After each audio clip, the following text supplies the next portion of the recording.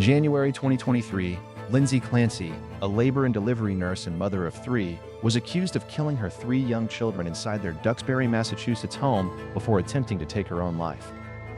Prosecutors allege the killings were calculated and deliberate. However, the defense argues that Lindsay was suffering from postpartum psychosis and was not criminally responsible. The central question is, was this an intentional act of murder or the result of a mother who had completely lost contact with reality? Lindsay Clancy has pleaded not guilty and is presumed innocent unless proven guilty. All right, good morning, Doc. Good morning. All right. Mr. Reddington? Thank you. Good morning, Doctor. Good morning. Do you have your record in front of you, your notes? Or I do. have a record? Great. Thank you. And you can look at that anytime you want, just to refresh it. Thank you. Dr. Tufts, you are presently a psychiatrist, correct? Correct. And can you tell me where you went to med school? University of Vermont, And what were the years that you were at university? 2014 to 2018. Beautiful country up there. Great place to live, right? It is. It's beautiful. And when you graduated from med school, you then did your residency? Correct. And where was the residency? Boston Medical Center. And can you tell me, what is it exactly that you do as a psychiatric resident or a psychiatrist resident? What do you do? You do a lot of different things. You rotate in all the different aspects of psychiatry, as well as internal medicine, so that you have a foundational knowledge of broad medical topics. You admit patients into the inpatient hospital. You manage emergencies in the hospital and in the emergency room, decide whether patients need to be admitted psychiatrically or not, and also carry a panel of outpatients. And is this a hospital that you're working in, or is it Boston University? Is it a medical center? So yes, it's the Boston University program located at the hospital, Boston Medical Center, with also a lot of time spent at the various Boston VA locations. And what were the years, I'm sorry, that you did your residency? 2018 to 2022. So you basically were working as either a person studying to be a doctor, graduating, and then becoming a resident through the entire pandemic. For the first part of the pandemic, yes. Well, the pandemic ended when Joe Biden said it ended. I think it was July of 2022, right?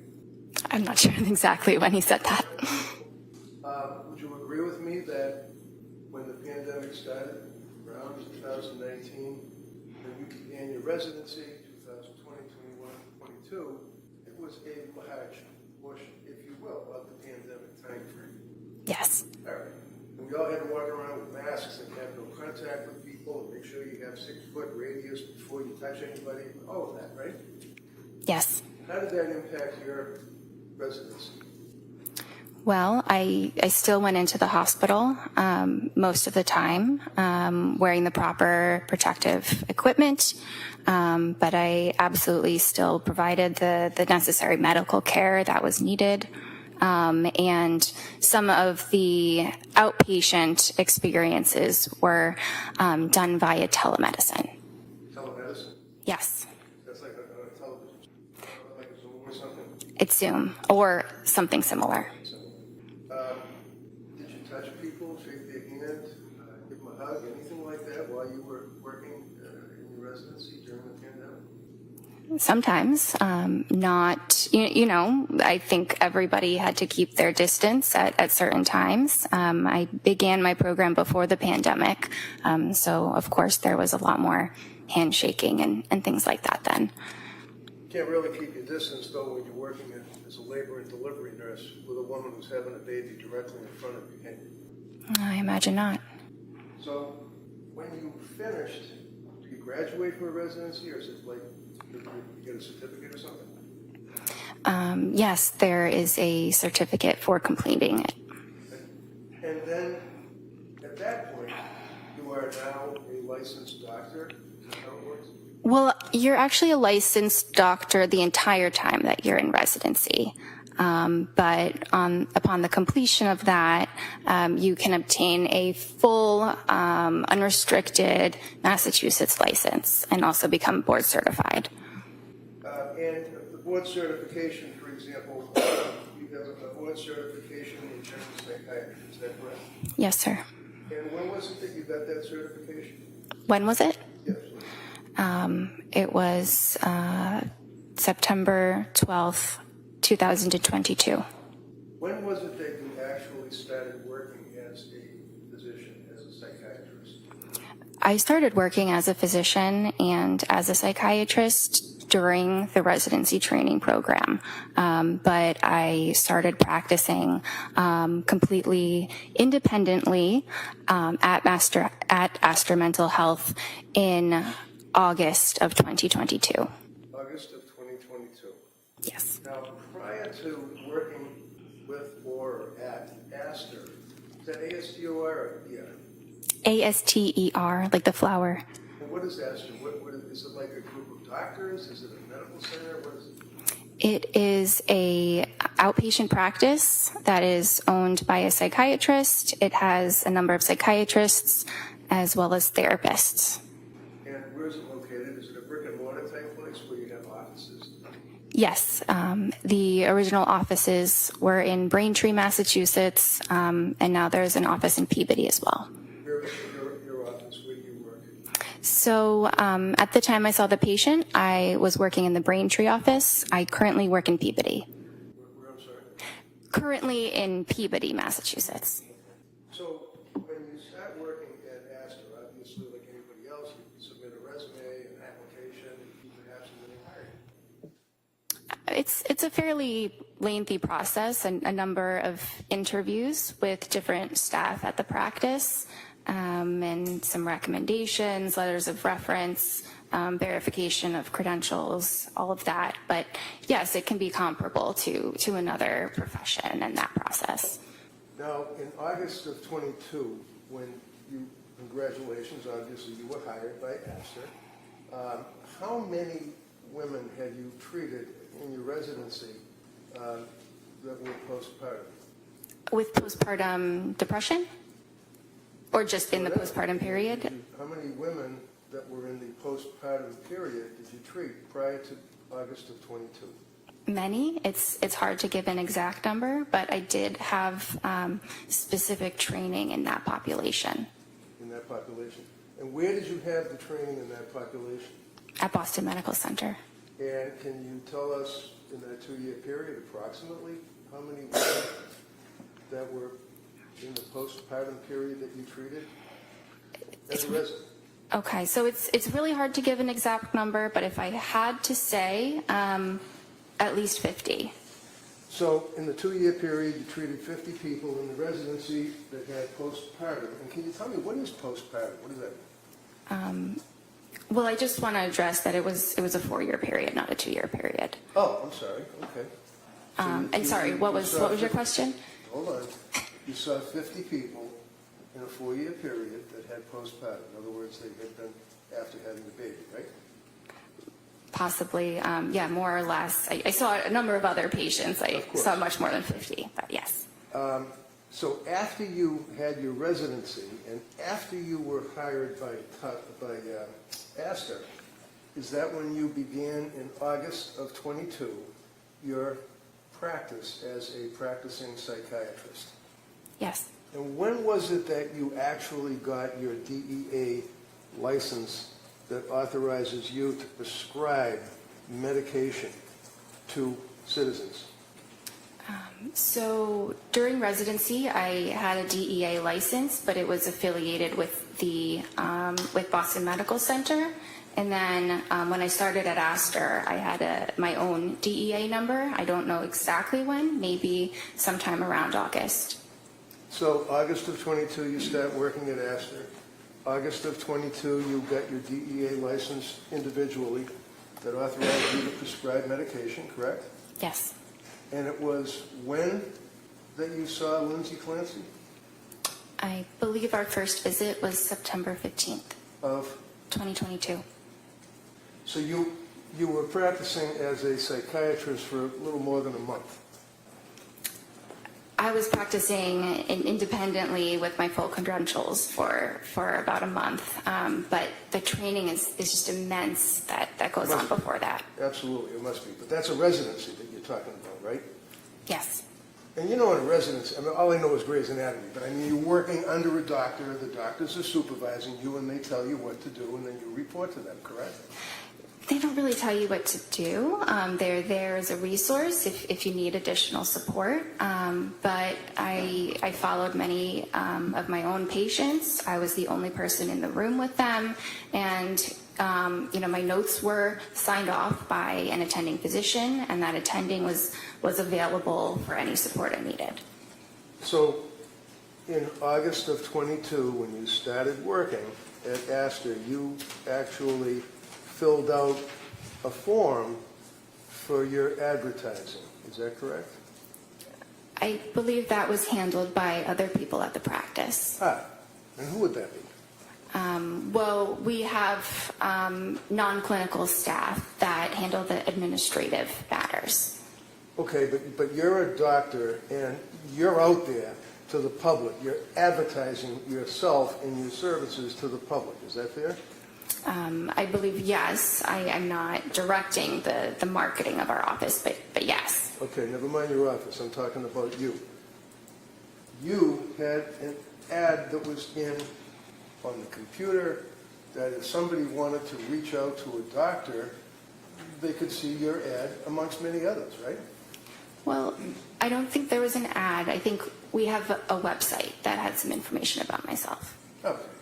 Now, in August of 22, up until when you saw Lindsay, how many patients in that month or so had you treated for postpartum psychosis?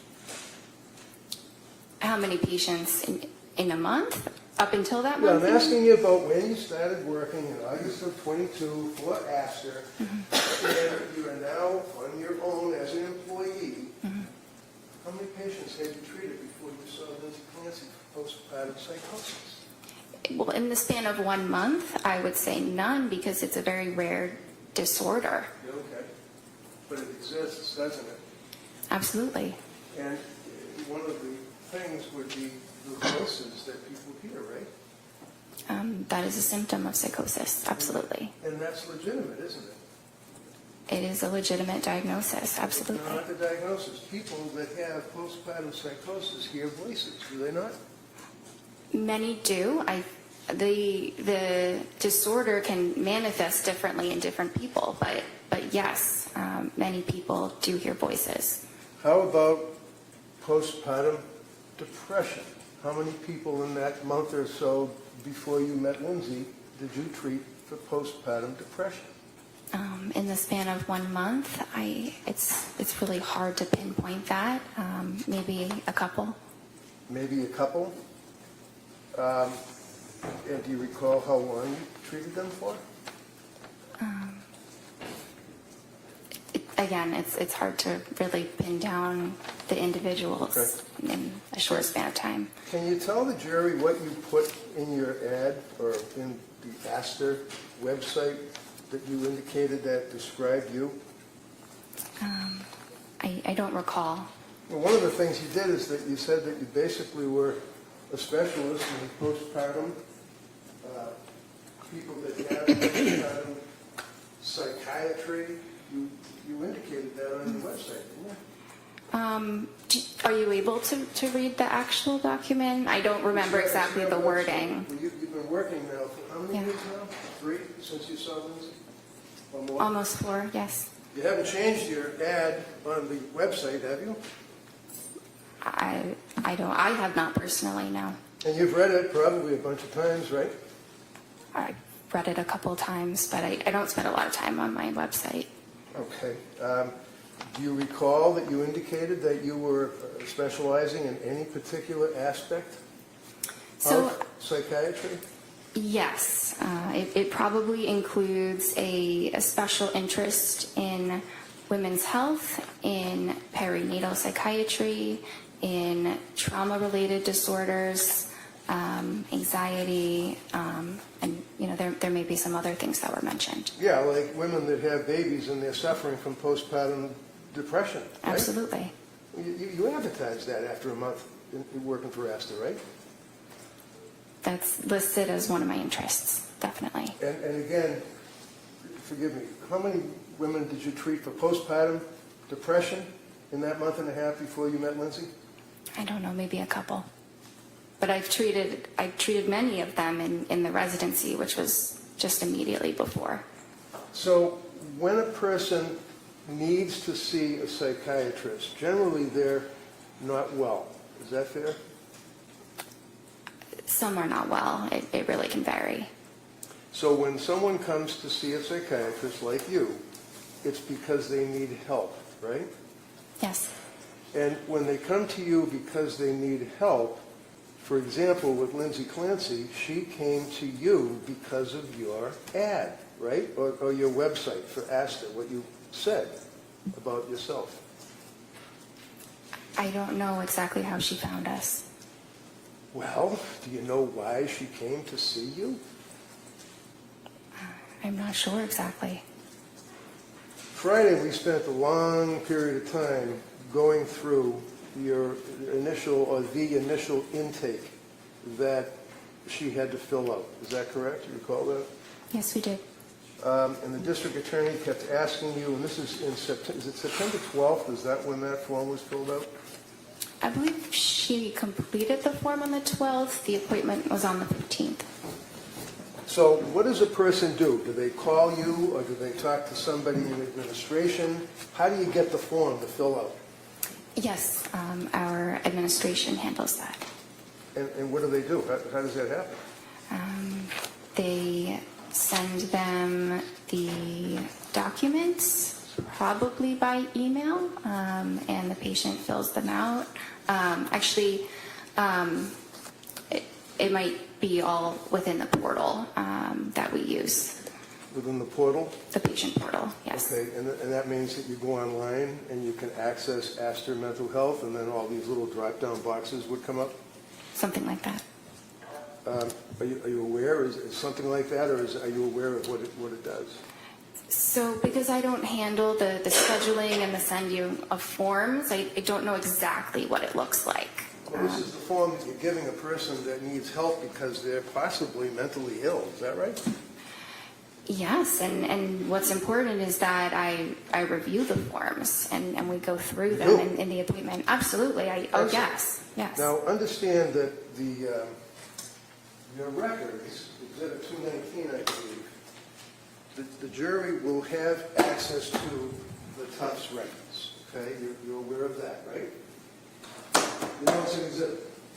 Yes. Because you have talked to the prosecution about what an exhibit is, and you know that your records are now in evidence before this jury, right? If that's what you say, yes. I wouldn't take what I said. Well, if you don't know, really, that's fine. I don't know the details of how this works. All right. But Have you talked to them prior to your testimony? no, You haven't talked to the DA's office? no, not at all. You're a defendant in a very large lawsuit, are you not?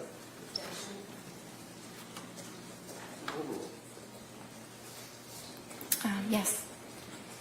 You wouldn't happen to be represented by an attorney, would you?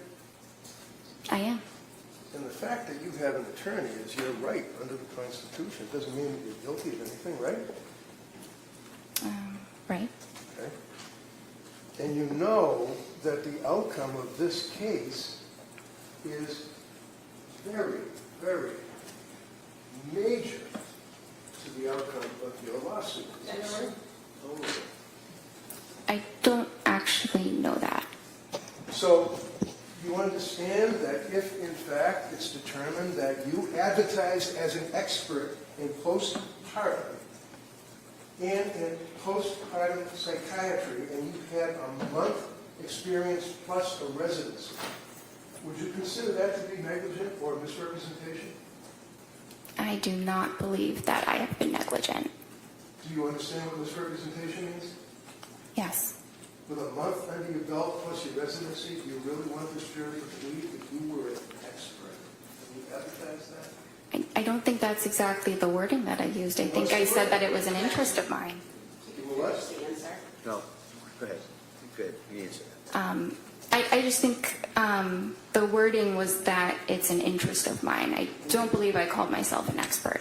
Are you an expert in postpartum? I may be. I don't know. I think it depends on what you define an expert as. Well, when a patient comes to you and they fill out the form, you agree with me that your records reflect that form that she filled out on September 12th of 2022, right? Yes. And the form that the district attorney went through painstakingly with you is basically, it looks something like this, right? That's one of the forms that you have people fill out, right? Right? Yes. You see the little check mark? Yes. Who puts the check mark in there? The patient. So how many pages, because I don't want to go through all the pages yet, how many pages does a patient, or how many pages did Lindsay go through to check the boxes for acid? There were a lot of pages. It was a lot, 10, 20? Yeah, maybe between 10 and 20. Okay. And basically, they're all little checks in boxes, correct? Not just checks. No? So does the person then answer questions by typing in an answer such as, do you have any pending legal problems? No. Have you ever been arrested? No. Things of that nature, right? Those are some of the questions.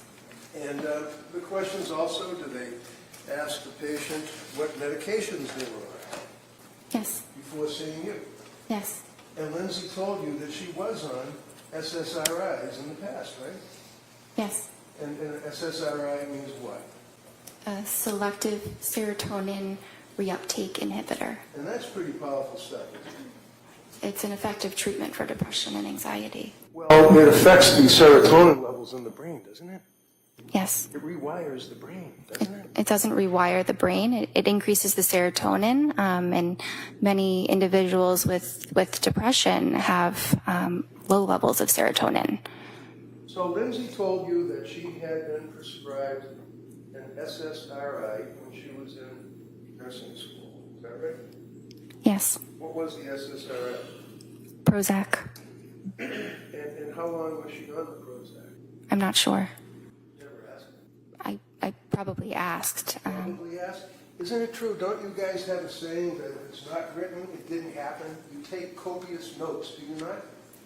It's impossible to write down every single thing that's said, so I write down what is clinically relevant, clinically necessary, but there's a lot that is discussed over an hour that is not able to be written down. Such as the fact that a person was on an SSRI when they were in nursing school is not an important fact to find out. Oh, no, that's important. Sorry. No problem. I'm not doing, the Sophie Cunningham at you. I'm just asking a question, that's all, and you can answer it, okay? How about if she had a reaction to Prozac? I asked her about the Prozac. Is that written in your notes? Yes. And what did she say? She said that she took it for a period of time. She didn't mention any side effects. Oh, she didn't tell you that she had side effects. I see. So when a patient comes to see you with a month under your belt and they're sick and they're looking for help, you wait for them to volunteer facts to you? She volunteered a lot of information. She knew very well what her medical history was and was able to provide that for me. Such as what? That she was in nursing school and took Prozac? That's part of it. And she told you that, right? Yes. And she was pretty upfront and honest with you, wasn't she, in answering these questions, right? I believe that she was. We all spent some time talking about the fact that she declared that she had consumed alcohol, that she felt guilty about it. recall that on Friday? We dwelled on that for a while, didn't we? Yes, that was a component, yes. I mean, that's something that's important, right? Yes, What was her drink of choice? I'm not sure. Did you ever ask her? I'm not sure. We were not concerned that her level of alcohol use Well, the PA was. certainly was Friday, right? All right, well, here's, and everybody knows, Doctor, wait for the question, all right? And then same thing, I'll have counsel wait until you finish your answer, all right? Go ahead, Mr. Remington. So is it important, doctor, for you as a physician to know your patient? In other words, know who they are? Yes, And you knew that Lindsay was a nurse, correct? yes, You knew that she graduated, obviously, from college, right? yes. Is she a good student? I don't recall. Do you know when she got married? I don't recall Did you that ask her? specific detail. I don't know. I knew she was married. She had 3 kids, right? Yes, And the reason that you knew that she was married is because you spoke to her husband, Patrick, correct? he Or did you?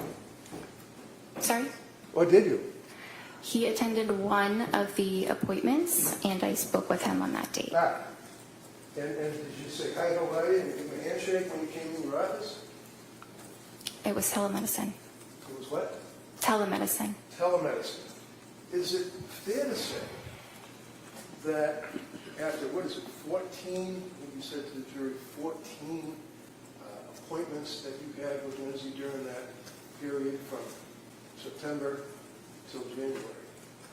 14 appointments? Yes, Every single one of them were by telemedicine, weren't they? yes. Until you came in this courtroom Friday, you never saw this woman in person, did you? Correct. Were you ever concerned about her mental health as a person? Absolutely. She was crying. She told you symptoms that she couldn't get out of bed. Isn't that right? At one time, she said it was difficult to get out of bed Oh, difficult to get But- out. Why was it difficult for Lindsay Clancy to get out of bed? because she was very depressed. And did you give her a hug? Oh, no, you're on telemedicine, so you couldn't give her a hug, could you? You didn't have any chance to even look at her in person, did you? I could look at her. It was always a video appointment. I couldn't give her a hug, but that's not actually something that psychiatrists typically do with patients. I imagine. Now, I'm looking at you, and you've got the witness stand cutting you off in half, right? So I can't see from your waist down, your legs, your feet, your hands, anything. That's the same view that you have on the telemedicine, right? Yes, Isn't it fair to say that you've studied and that you've learned that there are objective manifestations that patients may have that would be a tell, like if you're playing poker, you have a tell, that would be an indicia of the fact that they're stressed or emotionally disturbed, right? yes, Like hand wringing, right? yes. Were you able to see the hands wringing when you were on telemedicine? I don't recall seeing her hands. Do you recall, you know how people sit there and they do this with their leg and their leg bounces because they're going through some type of emotional stress? You couldn't even see her legs, could you? I couldn't see her legs, but I knew that she was under stress. So when she came to you, September 15th, I believe, is the first time that you all actually discussed her condition, correct? Yes, And looking at the medical records, which the jury will be able to, it says, visit date, September 15th, 2022, and you can look along with me if you wish, indicates why she came to see you, right? yes, Right? Yes? yes. Okay. Why did she come to see you? According, not guessing and speculating, never mind the TV. You just look at your notes. Tell me what brought Lindsay Clancy to your office. Postpartum anxiety. Is that it? Is that what you noted in the records? Well, those were her words when asked, what are the problems for which you are seeking help? I see. postpartum anxiety. Now, as a psychiatrist, meeting with this young woman, after a month or so of working as a psychiatrist for Astor, there are tests that you administer to a woman who's in postpartum to find out what type of anxiety they have, right? Well, there are some screening tests, but the most important thing is what the patient tells you and what my assessment is in the session. I see. And that would carry through the Tufts evaluations for all 14 of those meetings, is what the patient tells you, right? Yes, and what I observe in the session Through the television. through the computer. What, if you can tell me, is the Edinburgh test? It is a scale that looks at symptoms of postpartum depression. And when you administer, that's a major test, isn't it, for a doctor to evaluate a patient for PPD? I wouldn't say it's a major test. It's a pretty big one, though, isn't it? It's the only one that measures the postpartum depression, right? It's a common one. It's a what? Commonly used. Commonly. All right, so when you used it on Lindsay, when was that administered to her? I did not use it on Lindsay. Why? We used the PHQ-9, which What is is PHQ-9? it's a depression screening form. That's like generalized anxiety disorder, general depression. It's got nothing to do with a woman suffering from postpartum depression, does it? I disagree. Well, do you agree that people perhaps that may know a little more than you determined that the Edinburgh scale is the appropriate scale to administer to a pregnant or postpartum woman? Sustained as the form. You're familiar with the Edinburgh scale, right? I've heard of it. And can you explain to me how it's graded? No, I cannot. There are 30 questions in it, are there not? I don't use this scale, so I don't know how many questions there are. So the Edinburgh scale, do you even know that the cutoff for someone that is depressed in their condition of postpartum would be 15? Anything over that, they're in severe depression? Okay. You know that her first Edinburgh test that was administered to her put her at a 23? Objection. Overall. Severe depression? I was not aware of this test. I was not aware that this had been administered to her. Well, you know that except for the Prozac that she had when she was a nurse, what, 23 years old, she hadn't, other than seeing her own doctor for having the baby, she hadn't seen any doctors. You knew that, right? I didn't know exactly which doctor she sees. I think we ask about your primary care doctor, but she did not report any other medical issues that she was under treatment for. So is it important for Dr. JenniferTufts to know whether or not a patient who is coming to you for help has a prior medical history other than what they might tell you? Well, when patients are able to advocate for themselves and share their medical history, we rely on what they tell us. Was she able to advocate for herself, in your opinion, when she came to see you, when you evaluated her in September? Absolutely. How about October? Yes. How about November? Yes. How about December? Yes. And your medical records, you would agree, show that during that period of time that she was deteriorating, was a word that was used on Friday. Isn't that right? So No. You used the word deteriorating on Friday, did you not?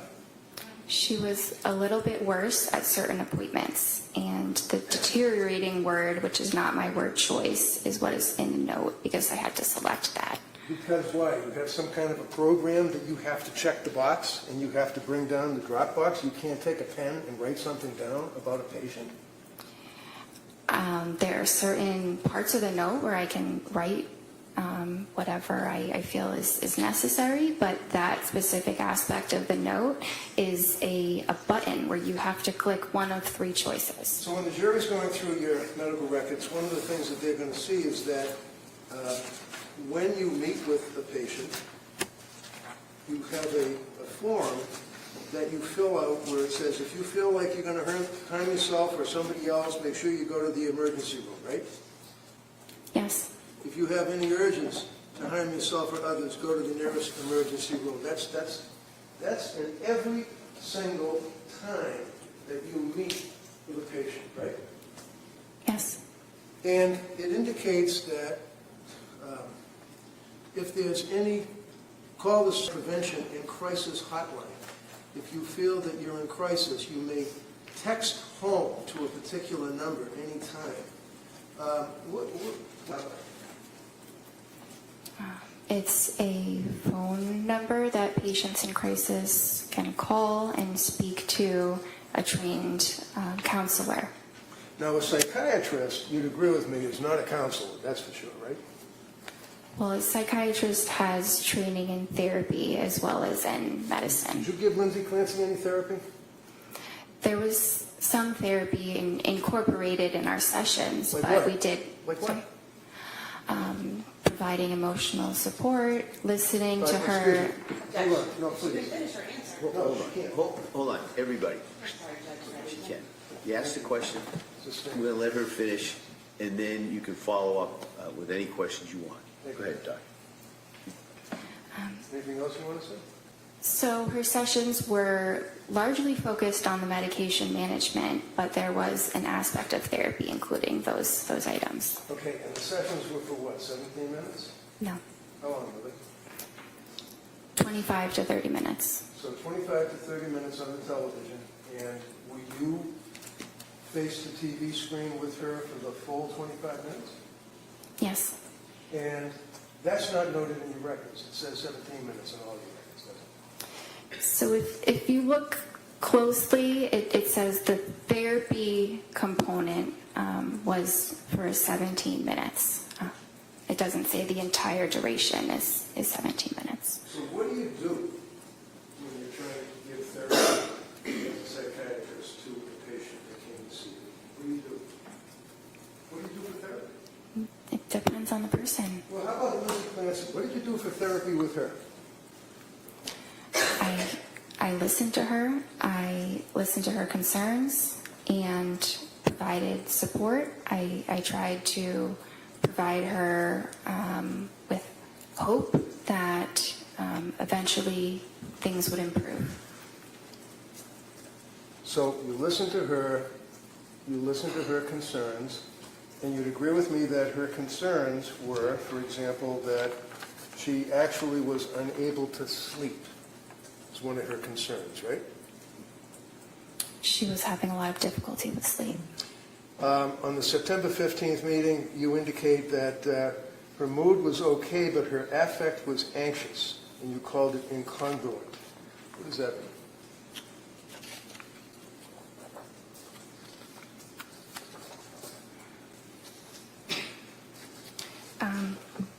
So she said she was feeling okay.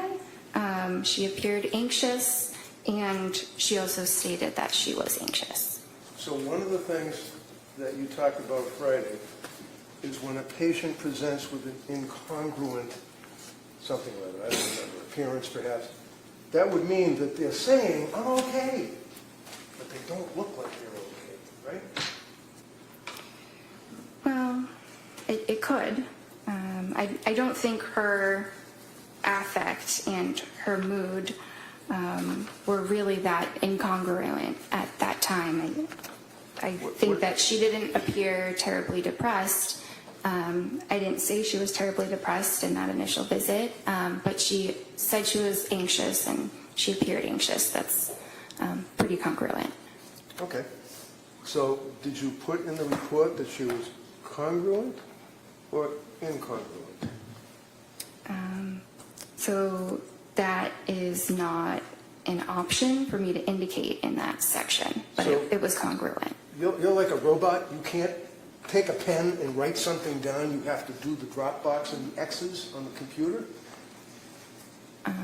Well, if it's on the computer, I'm limited by the options that are up there You're a doctor. Why are you limited? because of the technology. What technology? The fact that there's a form on a computer? You're trying to treat a human being who comes to you for help. And that's what's most important. What's most important was the treatment, not what is checked off on a box. Makes sense. So you were unable to make a note as to whether or not her affect and her mood appeared to be in conflict and that she would have been incongruent and that she had poor insight. You couldn't write that down. Is that right? Because the box doesn't let you. Correct. So basically she's telling you that I'm okay. Well, actually, when she came, do you know that she never saw, other than when she was in nursing school, would it surprise you, a psychiatrist? And that was only for like a week when she got the Prozac in nursing school because she was afraid of public speaking? Did you know that?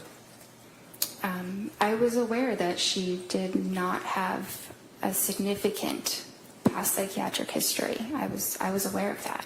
Okay, so you were the first psychiatrist that she had the pleasure of meeting. Is that correct? Yeah. I think it was. And isn't that important for you as a doctor to take a history? I did take a history. So can you tell us, you're testifying here for the government, tell us whether or not she had any past psychiatric history other than in nursing school for a week with the Prozac. She did not report any other past psychiatric history other than the Prozac and Wellbutrin. So when a patient comes to see you and you're treating to help that patient, if they don't report something to you, you don't know about it apparently, right? Well, I think it depends. There are certainly things I can assess, but if it's related to their history, I do need them to tell me. Well, you can't assess it unless you ask, right? Unless I ask or they volunteer it or they Of fill course, it we out in already talked forms. about the volunteering. How about you as a doctor, when you're evaluating a patient coming to you for help, do you ask them questions? Yes, You didn't ask for a prior history. I did. What did she tell you? She said that her prior history was what we discussed about the Prozac in the nursing school. So, basically, other than hoping to give her hope, is what you said, for the therapy. How do you give someone hope for therapy, the other doctor? Try to encourage them and... What did you encourage her on September 15th? Sorry? What did you encourage her to give her hope on September 15th? What did I encourage her? Yeah. I don't remember exactly the words. It was Did you write it almost 4 down in years your ago. records? No, we don't write those details of Well, that's everything the that was therapy said. you're talking about, right? Yes? Yes. And you don't write down the therapy you give the patient in the records, right? Well, I write something about it. You write it I down? mentioned No, that. Excuse me. Hold on. So yes or no? Hold on. You let her finish the question. You listen to the question and answer just what they asked, okay? Go ahead. You could rephrase that question, Counsel. No, I'll let her answer it. All right.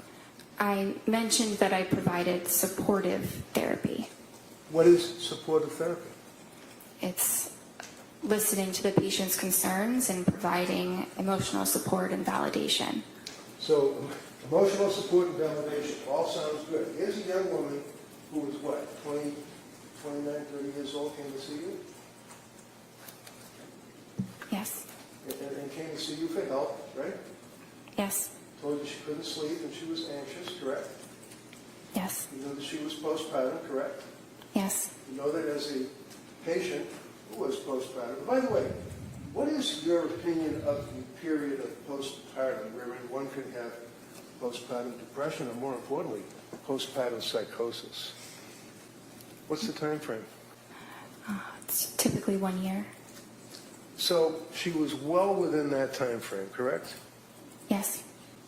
And you tried to provide therapy by giving her hope And how long do you figure did that take? 5 minutes, 10 minutes, 2 minutes? I'm not sure. I think it was different in each session. Okay. So the only thing that you diagnosed Lindsay with on September 15th was GAD, Generalized Anxiety Disorder, correct? It was generalized anxiety disorder as well as an adjustment disorder with depressed mood. And you prescribed medications to her, right? Yes. And the medication that you provided to her was the sertraline, right? Yes. And the sertraline would be Zoloft, right? Yes. Now, this is a little chart that shows the prescriptions that Lindsay was on. And you are the yellow colors. They're the tops. Okay? You can see that. Would you agree with me that on September 15th you prescribed sertraline, Zoloft, 30 count on September 15th, 25 milligrams, right? Yes.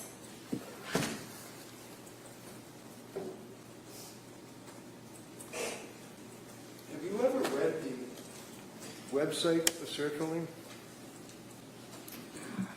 The website for sertraline? Yeah. I mean, sertraline, Zoloft, is a chemical that is marketed as a pharmaceutical, right? Yes. Right? It's a pill, right? Yes. And as we said, it's an SSRI pill, correct? Yes. Do you know that Zoloft is not indicated for generalized anxiety? Why'd you give her Zoloft? It is a very effective medication for generalized anxiety disorder. So you're familiar with the drug labeling for Zoloft, is that correct? Generally. Generally. Are you aware of what the manufacturer of Zoloft indicates it can be used for, to treat? I'm aware that it's used to treat various forms of anxiety disorders as well as major depression.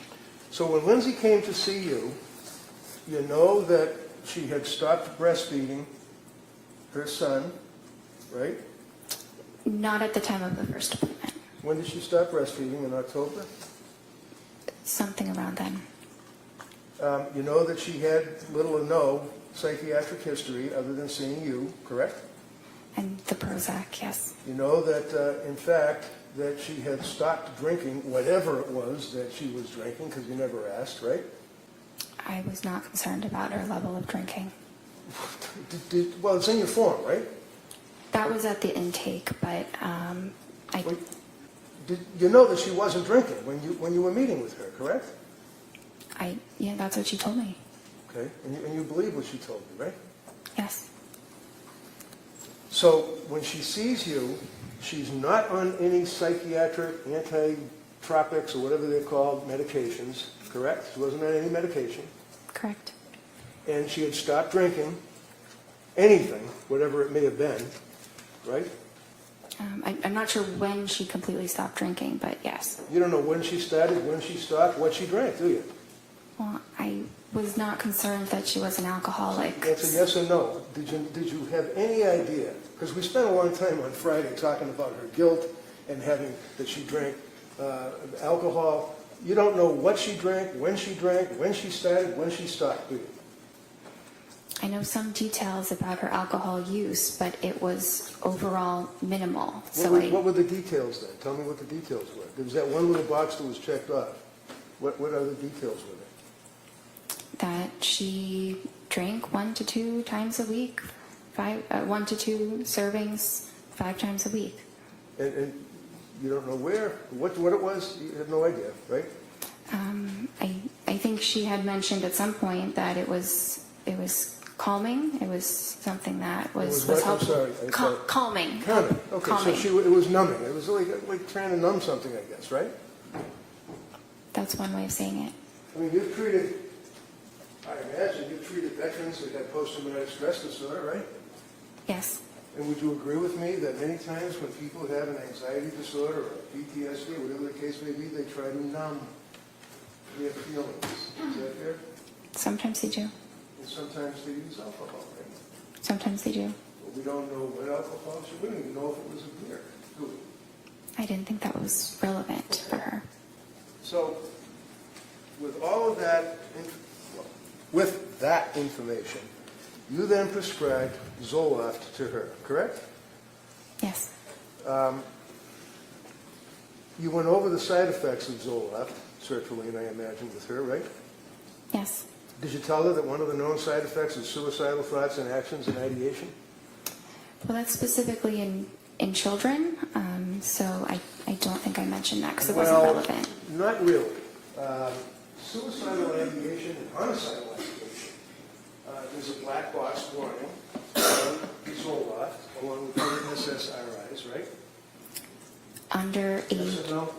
for children and adults younger than Lindsay. Excuse me, Doctor, I apologize. Can you just listen to my question and answer it yes or no? Is there a black box warning on Zoloft? Yes. Okay. And a black box warning is required or prescribed by what, the FDA? Probably. Probably. And it basically warns that, especially with young people or young adults, that it may cause suicidal or, God forbid, homicidal ideation. Yes?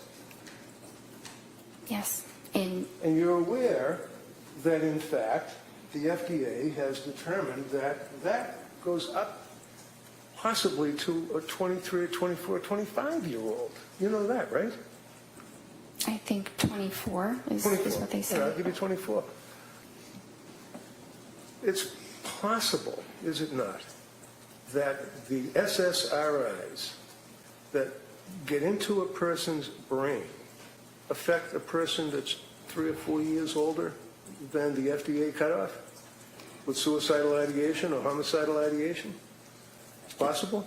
There's a lot of development that happens in the brain between ages like up to 24 and closer to 30. The brain is fully matured at past age 24, and so it's less vulnerable than in a younger individual.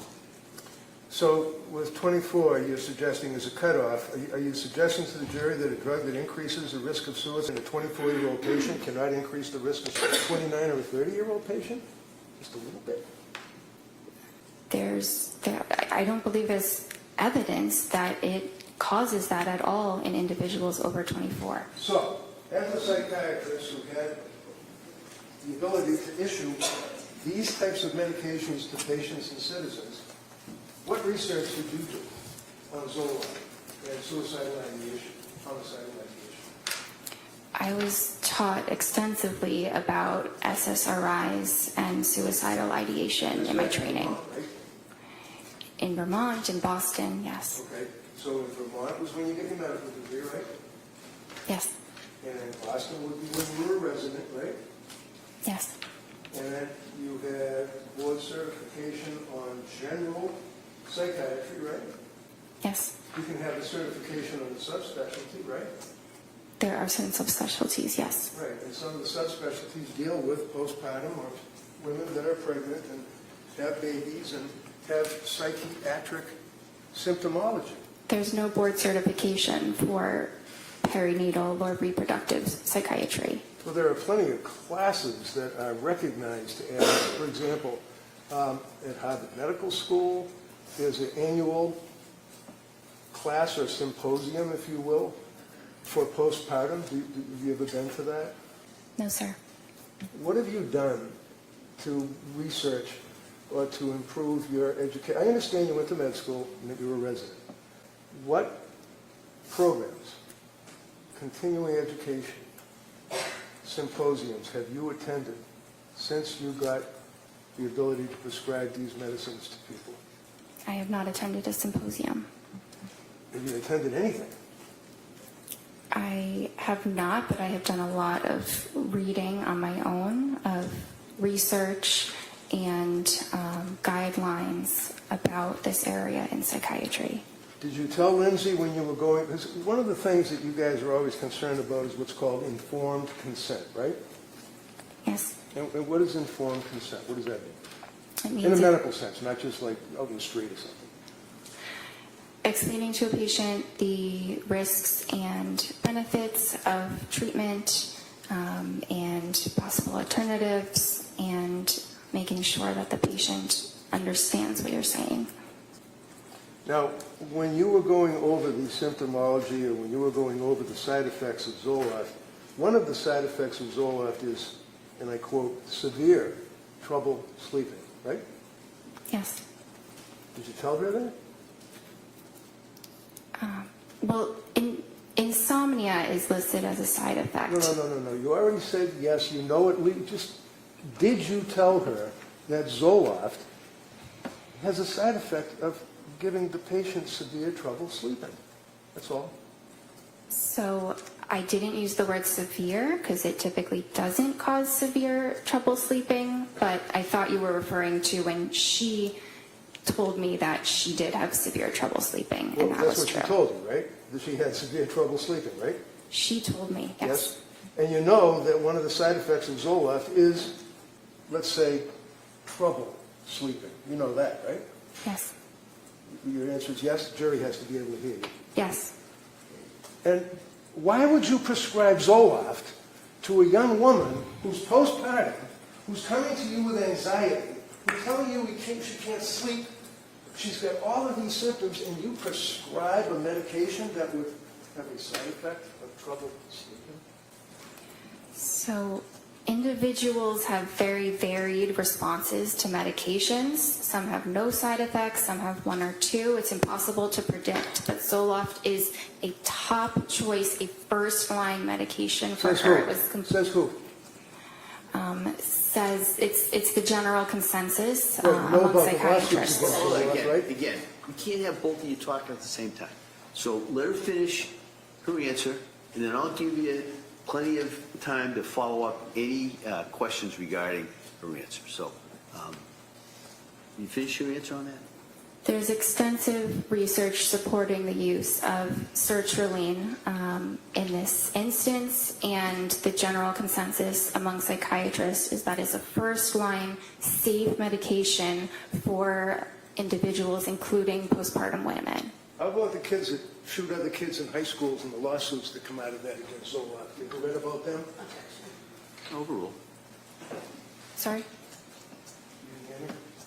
I wasn't sure what the question was. The question was, in response to your observation about how all the psychiatrists or the psychiatrists think it's a very, very safe, wonderful first-line drug, and you researched it.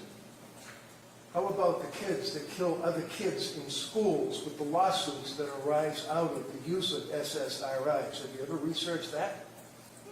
I don't know much about that. You know about the SSRIs and messing with someone's brain, they go out and they shoot people for no reason, right?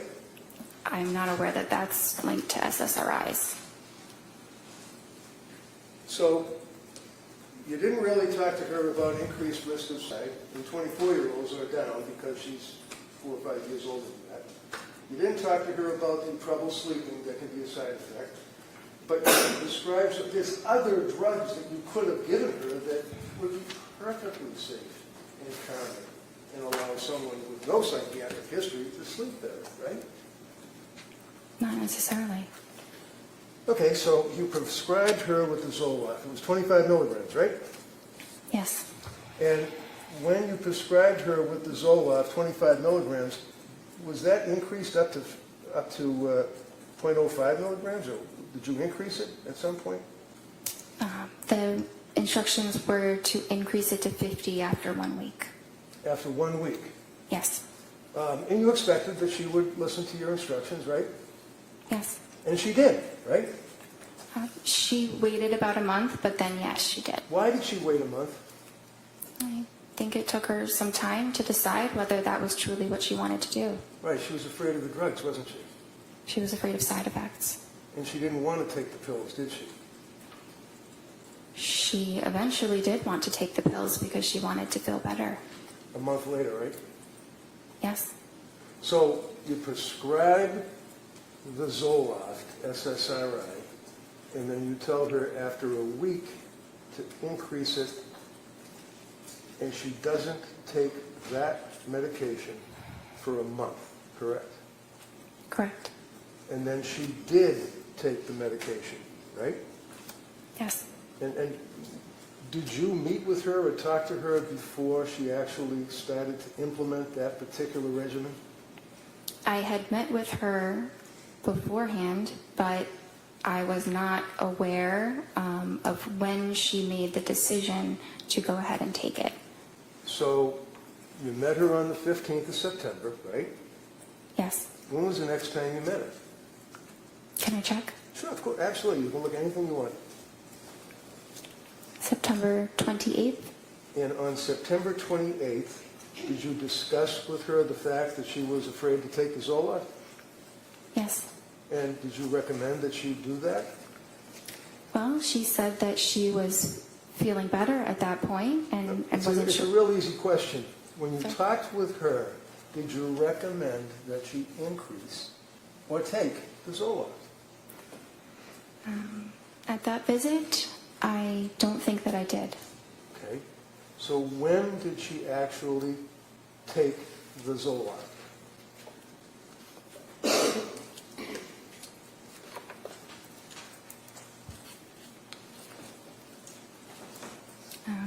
She told me in her October 20th visit that she had taken it 1 week prior. And she told you that when she increased it in accordance with your instructions, she went off the rails, right? I don't think she used those words, but she had What words did side she use effects. to you as her doctor? She felt awful. Awful. Why did she feel awful? Did she have a stomach ache? Did she have a headache? Why did she feel awful? She did have some stomach aches. She had some diarrhea and had a difficult time eating. She also had increased anxiety. She had some more depressed feelings. She had more difficulty sleeping. And what was your advice to her as her doctor on the 28th of October, after she told you about the effect the Zoloft had on her? I told her to stop it, stop the medication. Okay. Now,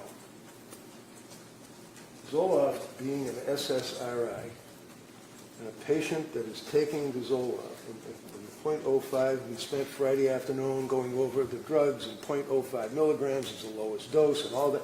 That's the dose that is prescribed to people, invariably, correct? It goes up to 200, but that is a starting dose. For pretty much all of you psychiatrists would agree with that, right? 0.05, right? 50. 50, okay. And you then told her to stop? Yes. What does it mean to titrate something? To slowly increase the amount. What do you tell patients when they're on an SSRI as to weaning them off the SSRIs? Depends what the dose is. If it's a high dose, you need to slowly decrease the dose, so kind of the opposite of titration. But if it's a low dose to begin with, you can stop it. Are you supposed to tell a person that's on an SSRI to stop immediately or to slowly withdraw from it? At 50 milligrams, it is perfectly fine to stop it immediately. So you didn't have any concerns at all about telling her to immediately stop taking the Zoloft. And what did you do, put her on another drug? Not immediately. Okay. So did she relate to you on that October 28th meeting that you had? Was it the 28th or the 26th? I met with her the 21st and then the 26th. Okay. Now, on the 26th of October, what did she tell you her condition was? So she was feeling back to how she was before the Zoloft, which is not great still, and that she was considering a new medication. So she was considering it. Did she do research on medication as to what medication she wanted to take? Is that what you're telling this jury? She didn't specify exactly what medication she wanted to take, but that she wanted to try something else because she was still having significant anxiety. So when you say she wanted to try something else, I'm just asking, did you tell her what you recommended she try, or is that something that she decided she'd do on her own? No, I gave her my recommendation. Okay. The only reason why I ask that is that, you know, a lot of times people might think that she's a psychopharmacologist, that she's a heart surgeon, that she's a vascular surgeon, that she knows everything about medicine. That's not true, is it? No.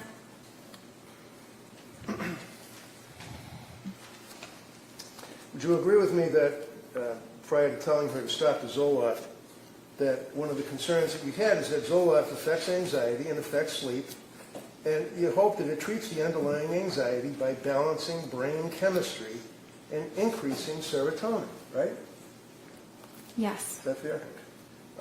And you'd agree with me that it does, as a side effect, have an impact on a person's falling asleep or staying asleep, as a common side effect, right?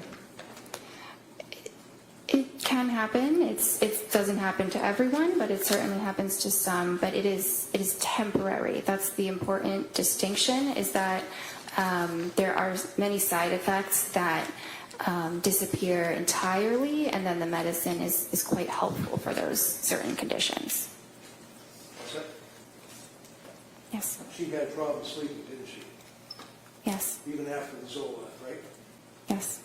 So you, not her, you recommended a particular drug that she should take, right?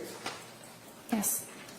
And again, as it relates to what one would expect a young woman who's a labor and delivery nurse to know about psychiatric medication, what is methadone? Do you know? I'm sorry? Methadone. I'm not sure. How about hermababate, B-A-T-E, H-E-R-M-A-B-A-T-E? How about that? You ever heard of that? I'm not familiar with that. That's what's used to administer to a woman who's going through birth. You don't have an obligation to know that, do you? No. You have an obligation to know about psychiatric medications, though, right? Yes. There's a difference between what's known as nescience, which is not knowing what you have no duty to know, and ignorance, which is you don't know what you should know. Is that fair? Yes. So, did you ever gauge Lindsay's knowledge or ability to judge what medication would be good for her? So that was my role. Right. I didn't expect her to know significantly the details about different psychiatric medications. Is it important to know that a woman that's coming to you because of postpartum issues, shall we say, had prior problems in prior deliveries? Yes. And you'd agree with me that you're on the front line of healthcare for pregnant women when someone comes to see you, either pregnant or after having a baby, right? They're usually referred by a therapist or an OB, but yes. Okay. So being on the front line and dealing with these people, and you advertise that you deal with pregnant people before they have babies, right? Yes. And after, correct? Yes. Did she have any prior issues with her prior babies? I knew that she had some anxiety symptoms with her prior, after her prior child was, after her second child was born. And that would be Dawson? Yes. And when she saw you after having Callan, how old was Dawson? A few years old, maybe 2 or 3. Did she tell you what the side effects were after she had Dawson? She did. I did not list them because... Excuse me, that means you didn't write it down? Yes. So what is it, your memory? We'll go by that, right? Sorry? We'll go by your memory?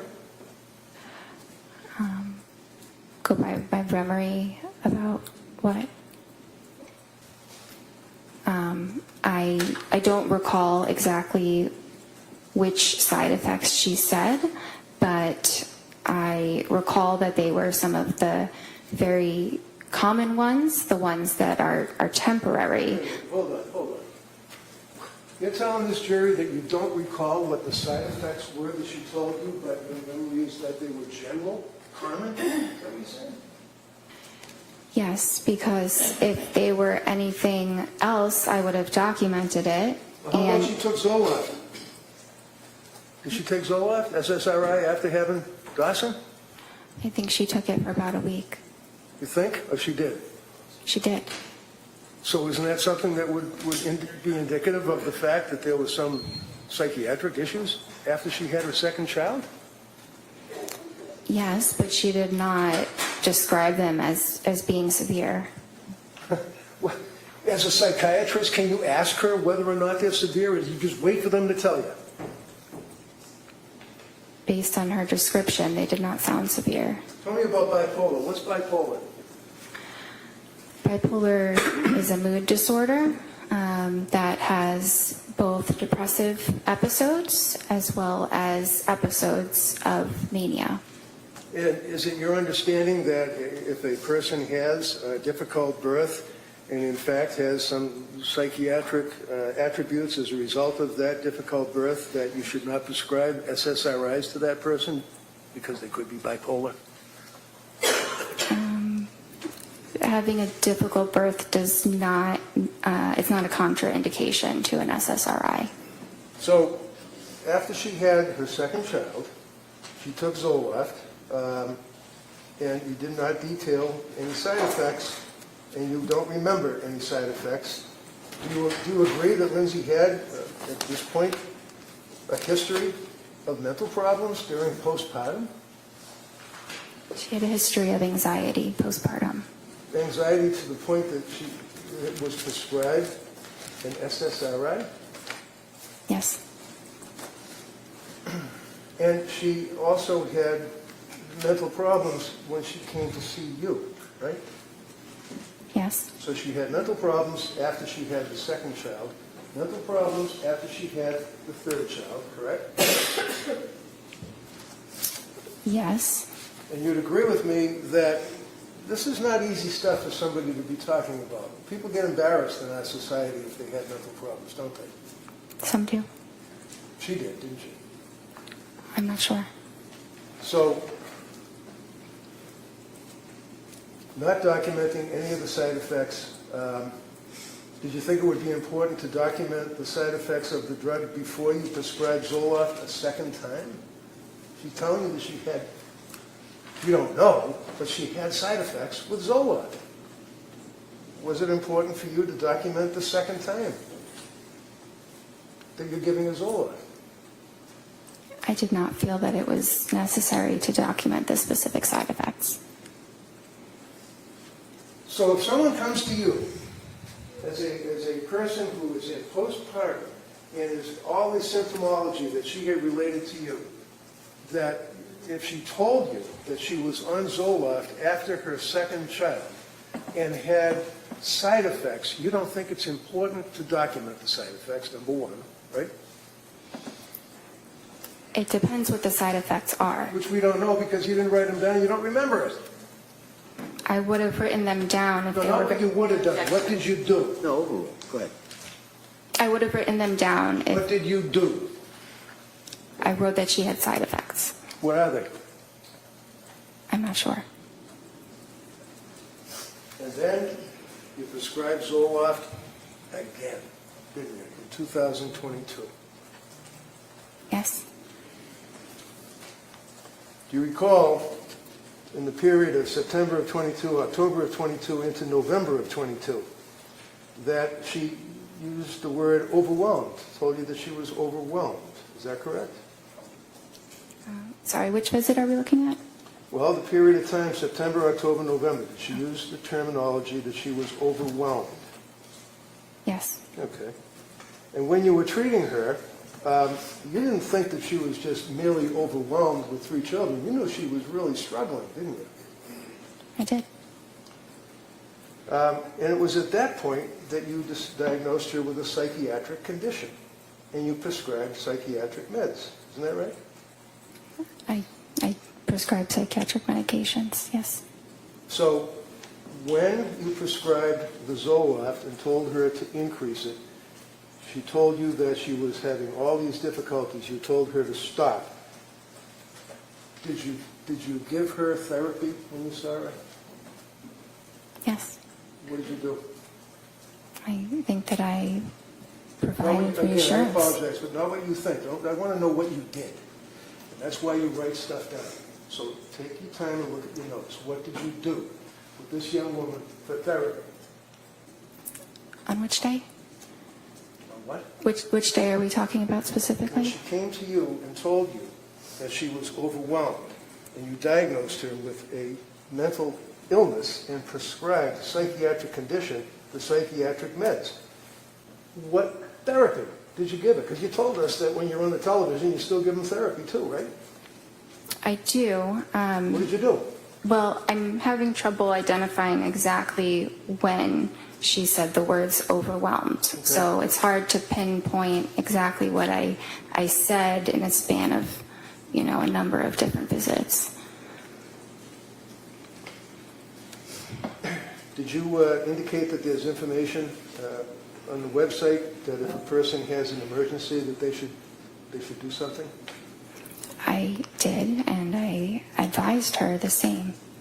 So basically, if one of your patients becomes suicidal, and on that note, did she tell you at that point, up to November of 22, that she was dwelling on suicidal thoughts? It was a while before she mentioned anything about suicidal thoughts. Tell us when.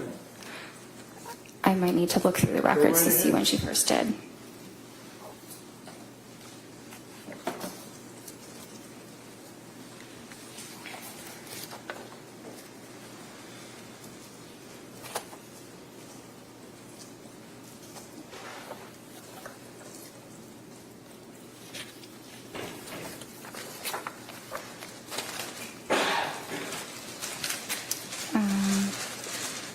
December 1st. So on December 1st, what did she tell you? That she denied feeling suicidal, but that she was close to feeling suicidal.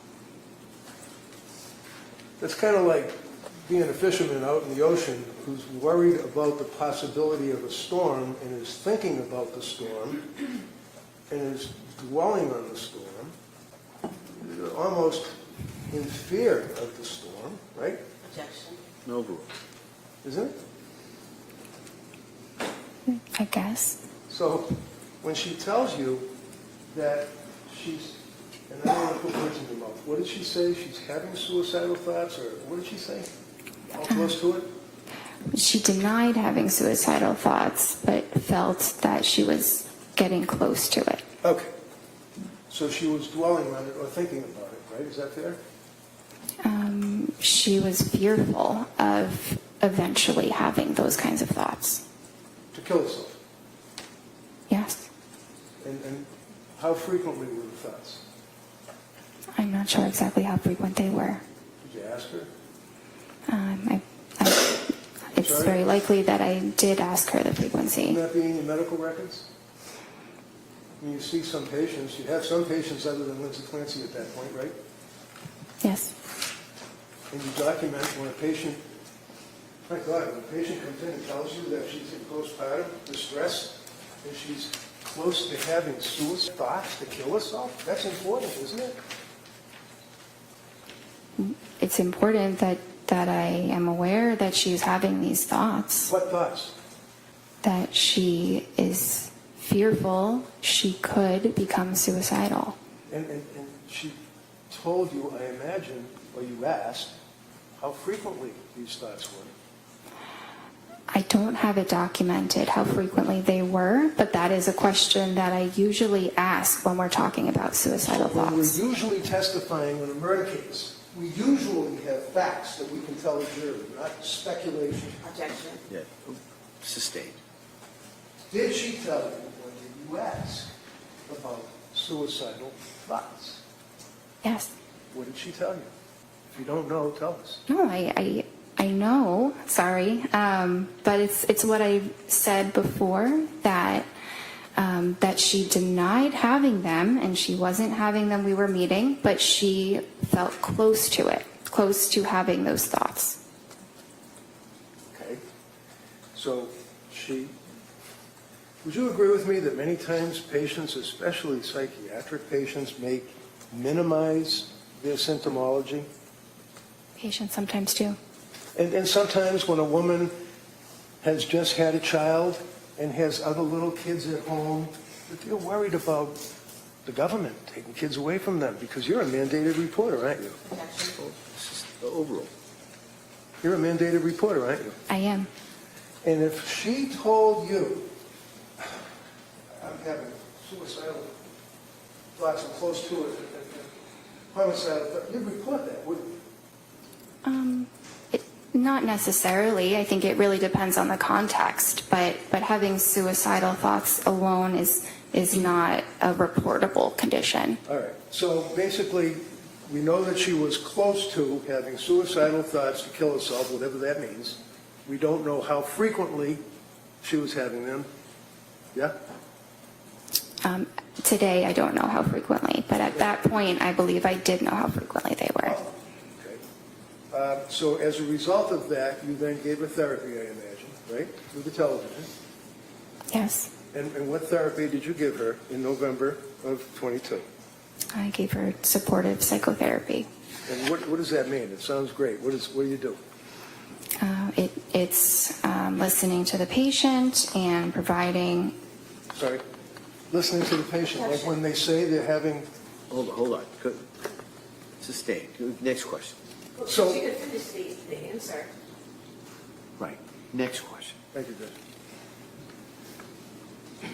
Listening to the patient, that would be when, for example, one of your patients tells you, after all the treatment that you had provided prior to that, all the symptomology that she had, insomnia, anxiety, and all of that, that she's close to having suicidal thoughts.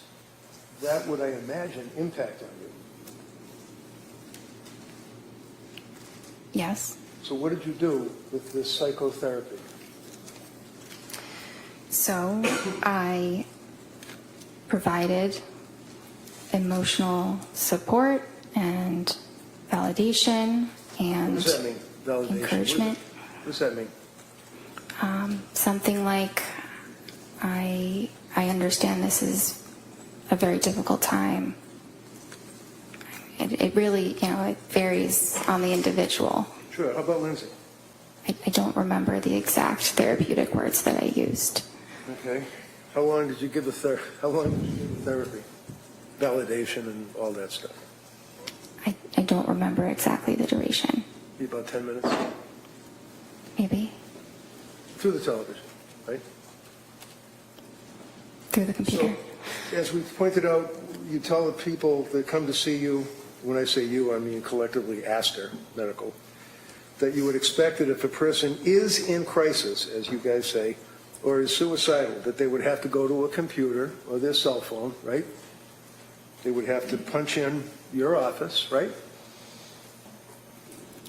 Look up the number. We advise them to call 911 or go to the emergency room as quickly as possible. How about hotlines? Do you give them advice to call them? That's an option as well, yes. Sure. Did she call suicide? I was not aware that she did. Did you ever ask her? I don't think I specifically asked that Not question. specifically. Did you ask her anything? Did you beat around the bush maybe? You ask her anything about suicide lines? I don't think I asked her about hotlines. Would it surprise you to know that she called hotline in that time frame, not once, but twice, and was turned away? You guys were in the front line of this, aren't you? No, overall. It does surprise me, yes. It does what? It surprises me that she called them twice. And you never asked her if she had ever called this line, did you? I don't think that I did. Yeah, I understand. You're a doctor. You were trying to do the right thing. You obviously, this is just horrible, isn't it?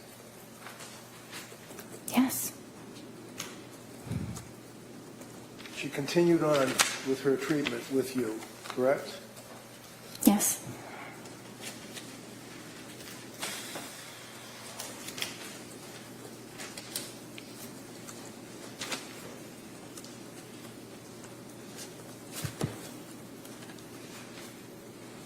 What was the next medication that you put her on?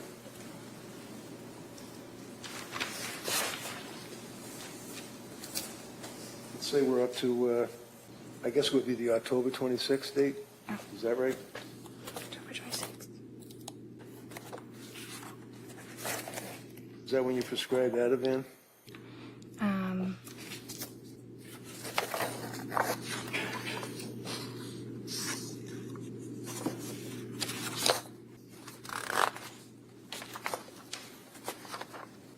I prescribed that on the 21st. Sorry? I prescribed the Ativan on the 21st. All right. Did you prescribe anything on the October 26th appointment? Yes. And what was that? Buspirone. Buspirone. And would you agree with me that, is that also Vanspar? Buspar or Buspirone are the common names for it. Okay. You ever heard of Vanspar? V-A-N, V as in Victor, A-N-S-P-A-R? You ever heard of that? No, I haven't. Okay. And would you agree with me that there are a number of side effects of Buspirone? Every medication has side effects, but Okay, so my question is pretty simple. Buspirone, you mentioned it. I'm asking, any side effects? yes, What are the side effects? they could be tiredness or dizziness or rarely some upset stomach, but it's generally a very, very well tolerated mild medicine. And do you recall, was she taking any other medication at that point, if you know? Yeah, she was taking some of the Ativan. Some Ativan, right? Did you prescribe that to her? Yes, When did you prescribe the Ativan to her? the 21st. And she was compliant with your recommendations, right? Yes.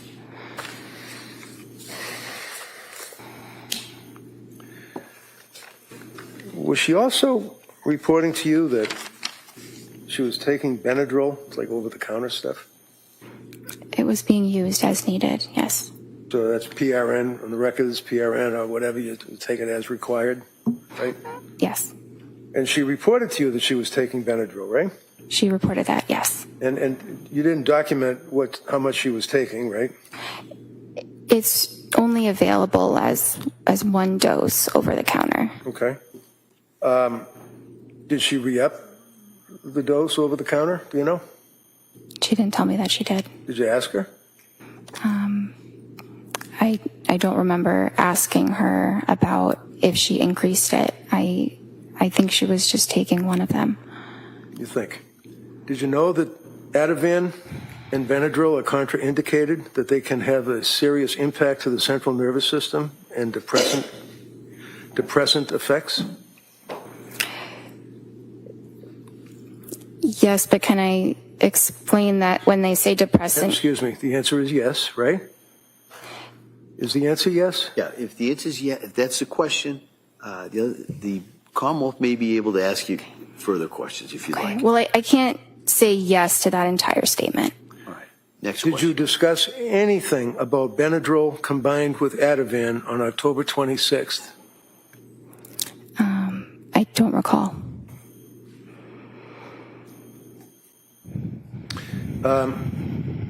On October 26th, was she still worried about suicidal thoughts? She denied that. And on October 26th, how did she deny that? Do you have that noted in your record? I do. And what does it say? Patient denies suicidal ideation. Okay. So there's a huge difference between suicidal ideation and somebody having thoughts of or being close to it, right? Not exactly. Well, you knew that the last time you spoke to the woman, she told you that she was close to having thoughts of killing herself, right? Yes. And you're her doctor, right? Yes. So what do? You just say, do you have, and check the box, and say, do you have any suicidal ideation? And she says no, and you check the box? No, it's not that simple. Do you ask her, like, well, gee, the last time I spoke to you, you told me that you were close to having suicidal thoughts of killing yourself. Did you pursue that on the 26th of October? Yes, And what did she say? that she wasn't. Now, how long was that appointment, if you recall? Would you agree it was 17 minutes and then there was some therapy? The entire appointment was something between 25 and 30 minutes. And that was again through the television, right? The computer, yes. Computer. Did you also add a drug called hydroxyzine? Yes. When was that? So that was the same visit as an alternative to the Benadryl. Okay, so on October 26th, when she told you that she was taking over-the-counter Benadryl, I asked you what you prescribed to her, and you said Ativan, right? Right? Yes. And then I asked you about the contraindication of Ativan and Benadryl, right? You asked me about that, yes. And then you, on October 26th, started her on Buspar, correct? Yes. And what is the purpose of Buspar? Is that for anxiety? Yes. And what kind of drug is Buspar? It doesn't really fall into a class, but it does act on serotonin. So it's another, similar to an SSRI, right? It's kind of like a more mild version of an SSRI. Okay. So she's on Benadryl over-the-counter, Ativan, which is a benzodiazepine, Buspar, which is an SSRI, and then you prescribe hydroxyzine on the same day, right?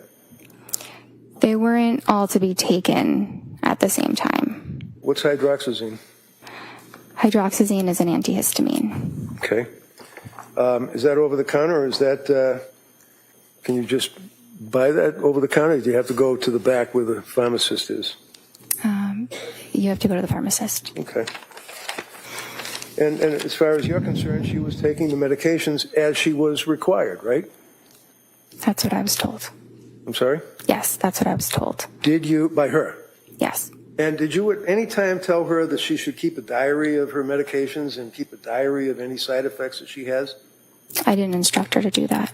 You don't have to instruct somebody to do anything, but did you recommend it? Like say, hey, if you're on all these meds, if you're having an effect, you should write it down. When, time, date, anything like that? I didn't tell her to do that. Would that be helpful? Maybe, but usually we go through all of that in the appointments, and we met very frequently. Now, you'd agree with me that at this point, prior to the next appointment, which was November 2nd, she had gotten significantly worse, even after all this medication that you had been prescribing, right?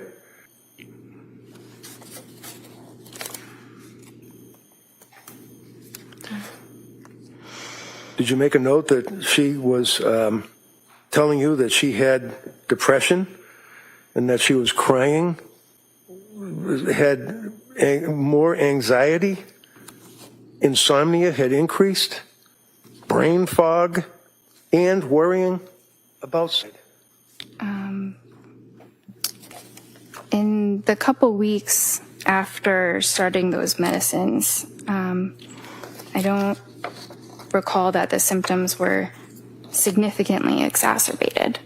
Okay. Friday afternoon, you answered the DA and you said that you recall that she used the word brain fog, right?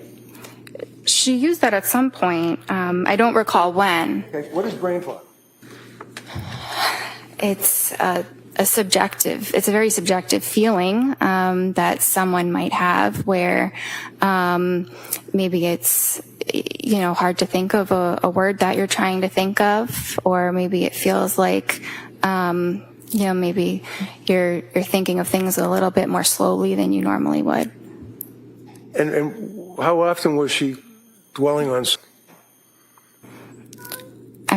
At what point? At the point she told you that she had anxiety, insomnia, brain fog, crying inconsolably. Objection, if we can have a date. I think he's going to get to that. Go ahead. October 26th, heading into November 2nd. Do you recall, I'll rephrase it, do you recall going into the November month, meeting with her, and she told you that she had brain fog?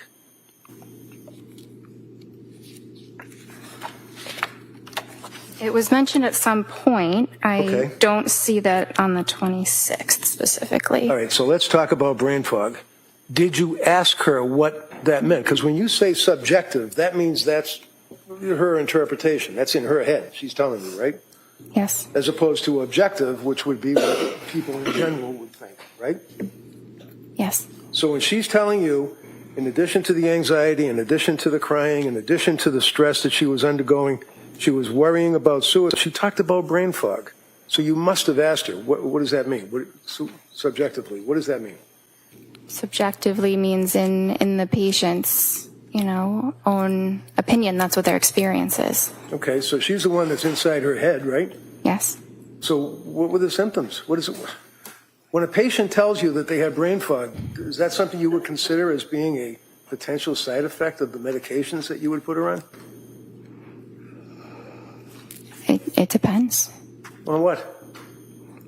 I mean, sometimes it could be, and sometimes it could be unrelated. It's a symptom of depression as well. So sometimes it's hard to tell what it's attributed to. So at this point, heading into November, your answer was to prescribe more medication, 3 more drugs, right? You prescribed Ativan, or increased the Ativan. What was her load for Ativan at this point? Do you remember? Sorry? What was her milligrams, if that's right, or nanograms, whatever it is, on the Ativan, on the script that you had provided her? Objection, if we could just have a date. I think you said, no, if you can answer that, go ahead. Which date are we referring to for the Ativan? Because there were. I'm sorry. She already objected. He already said you can answer it. When did you increase her Ativan and to what level? So she was prescribed Ativan 0.5 milligrams. Right. And then when I next saw her, she said it was a little bit helpful. So I said you could increase it and see if 1 milligram is more helpful. Did she increase it? Yes. And when was the next time you saw her to talk to her on the television or on the computer? Well, I saw her on the 26th, and then I saw her on the 31st. I'm sorry. How was she on the 31st? Halloween. Sorry. How was she? That's not my note. That's her therapy note. Okay. So how about this November 2nd? Was that the next time you saw her? I saw her on November 2nd. And she told you that she was hesitant to use the medications, the Buspar and the hydroxyzine, right? She said she was hesitant to try the Buspar. She was scared of the drug. She was scared of the drugs, right? She was afraid to take a medication. She wasn't doctor shopping and asking you to give her drugs so she could get high. She was asking you for help. Isn't that right? Yes. And she was afraid to take the drugs and told you that she was afraid to take the drugs, right?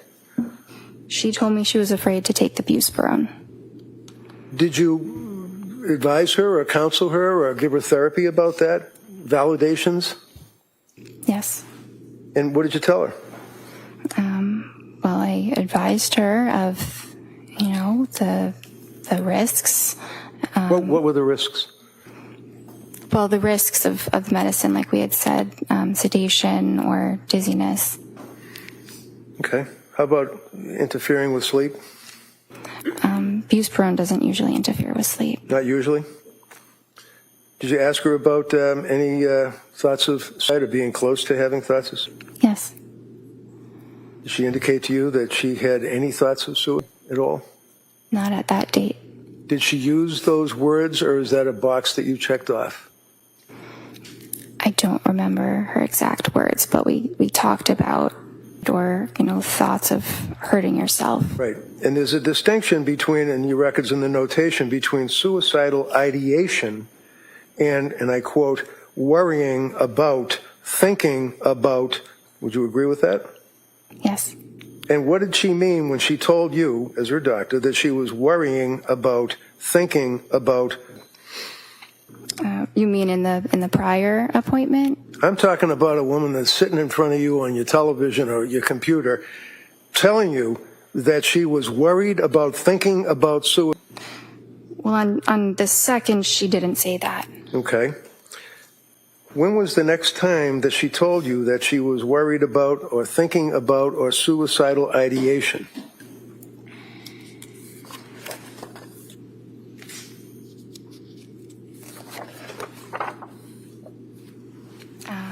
That was the December 1st visit. Okay.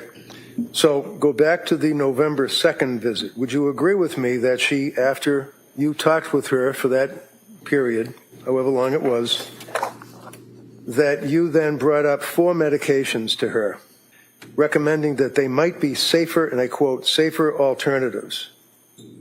Would you agree with that? I see the word alternatives, not Okay. safer alternatives. Do you remember talking to her about Remeron? Yes. Did you recommend that she take Remeron? No. Did you ever prescribe Remeron? No. And is that mirtazapine, as far as its generic name? Yes. And Remeron is an antidepressant, isn't that right? Yes. And you did not feel that that would be an appropriate medication for her to take at that time? It was a very reasonable option, but we didn't decide to start it. So is this a collaboration? In other words, you and the patient, you would both make a decision as to when to start a drug? Or is it your decision and advice to the patient? Well, it's ultimately my decision, but the patient's thoughts about the matter are very important. At the end of the day, the patient has to go home and take it themselves. I'm not there to ensure that that is happening or not. So you had a November 22nd appointment, right?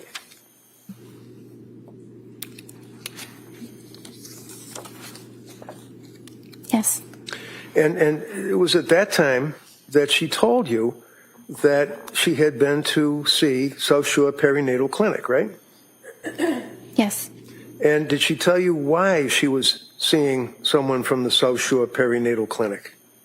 I think she told me that it was because they were exclusively focused on treating perinatal conditions.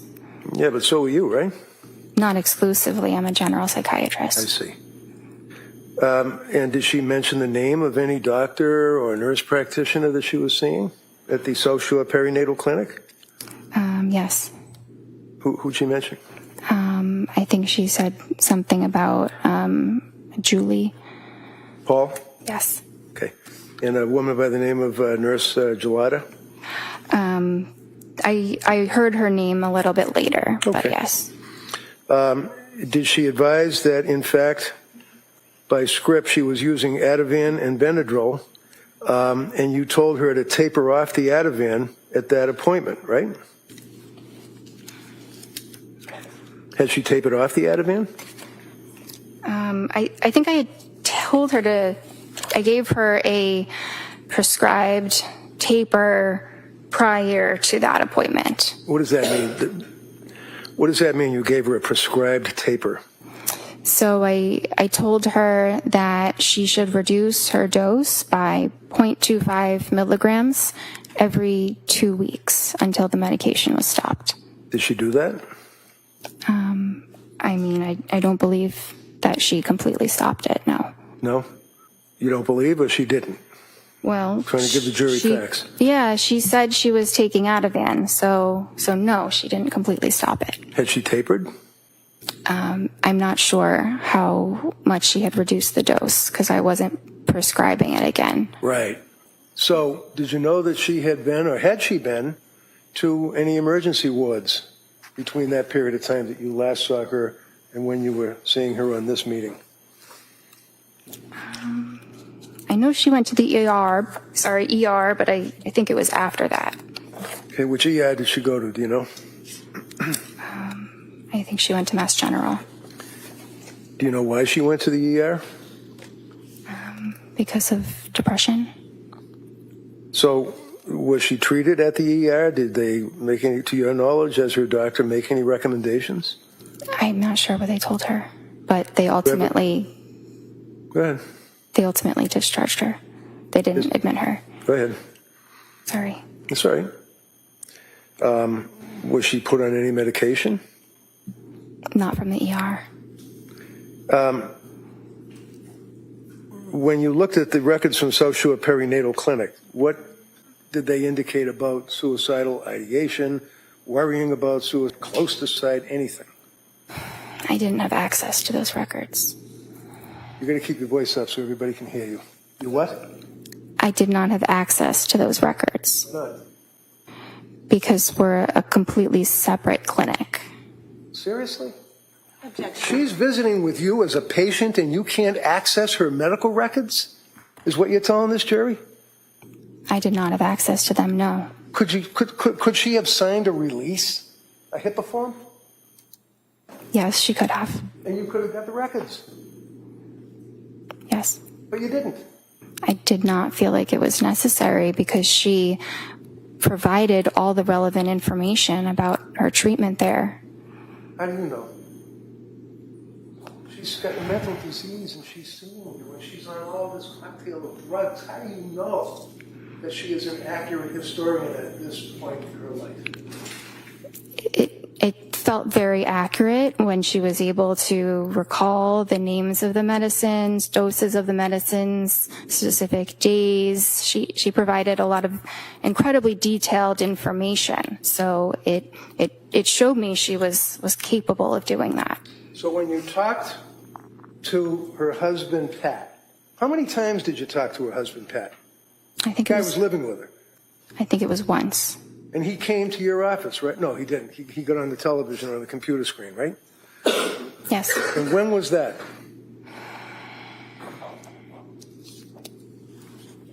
I think it was the December 16th visit. If you would just please look at your medical records that you have in front of you, I believe, and just go back to the October 20th record, where you have, I believe it's called interval history. I had trouble hearing the date. Can you repeat that? Sure, October 20th? Sorry. Okay. So looking at the interview history, that's when that you decided to start Zoloft. It says a week ago, right?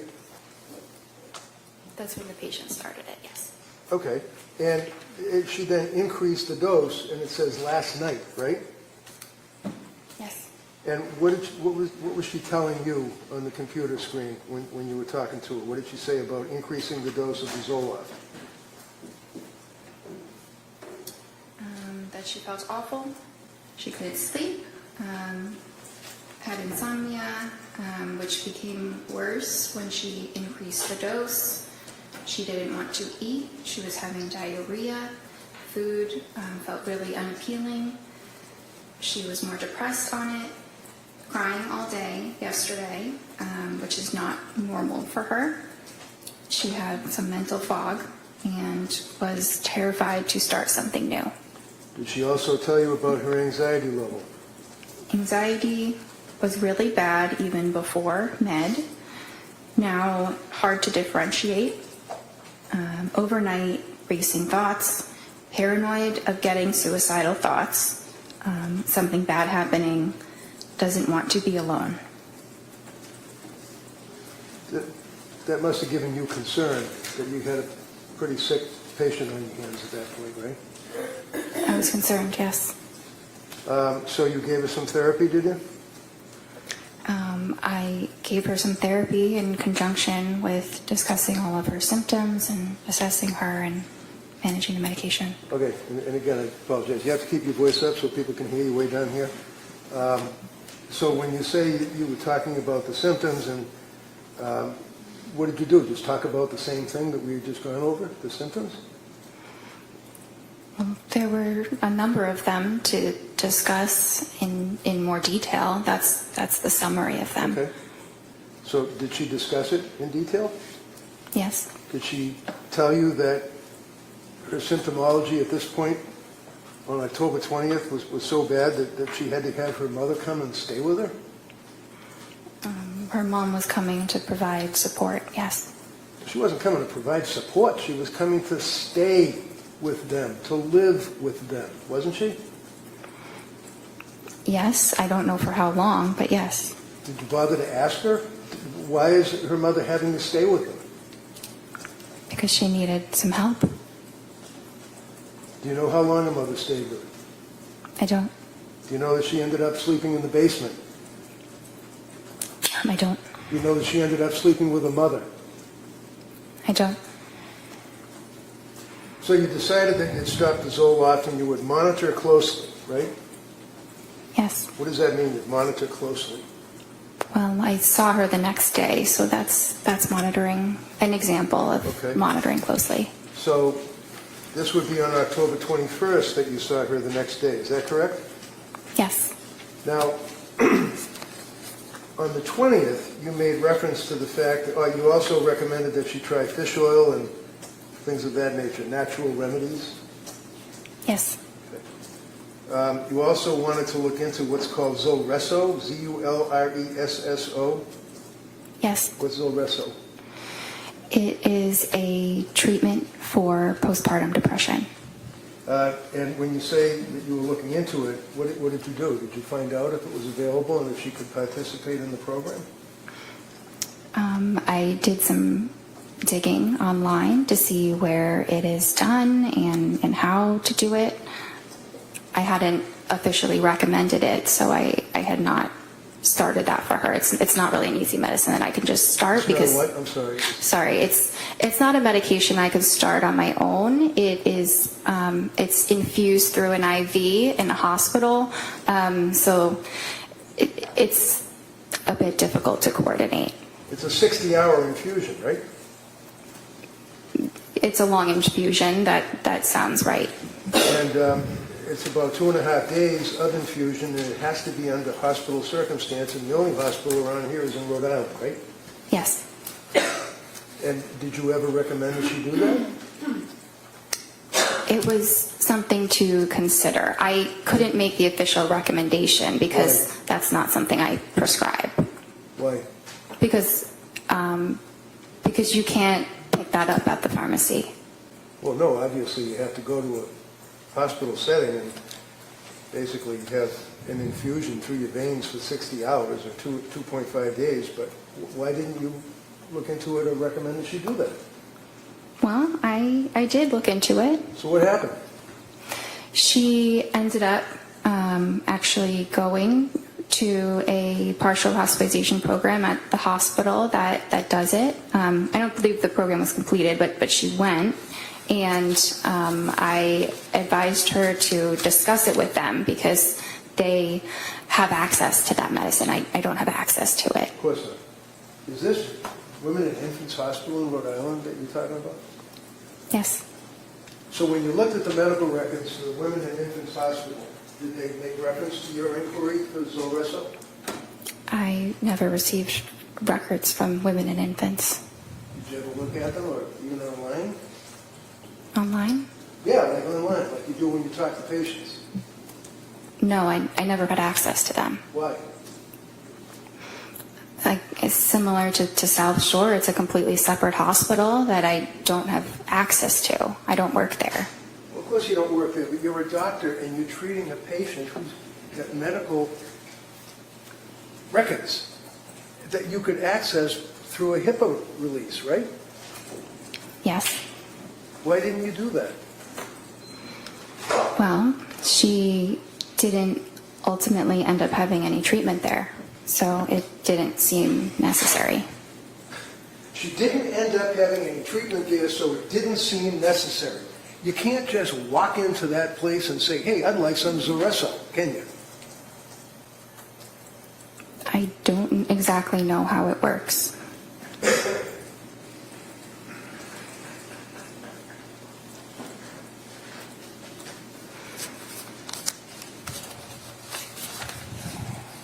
And then again, on that date, which would be October 20, when the jurors are looking at the records, you checked off the boxes again on objective findings, mental status exam, appearance, speech, things of that nature, correct?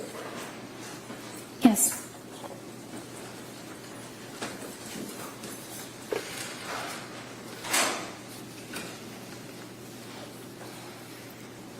Excuse me for 1 minute, Judge.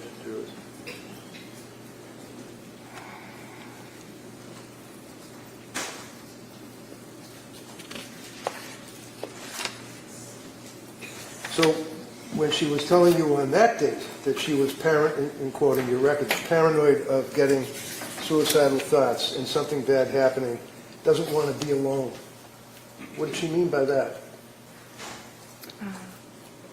Well, those were a lot of her words. Right. Isn't that a concern? Your patient is telling you she doesn't want to be alone. Why didn't she want to be alone? Because she was very anxious and had the feeling like something bad might happen. Okay.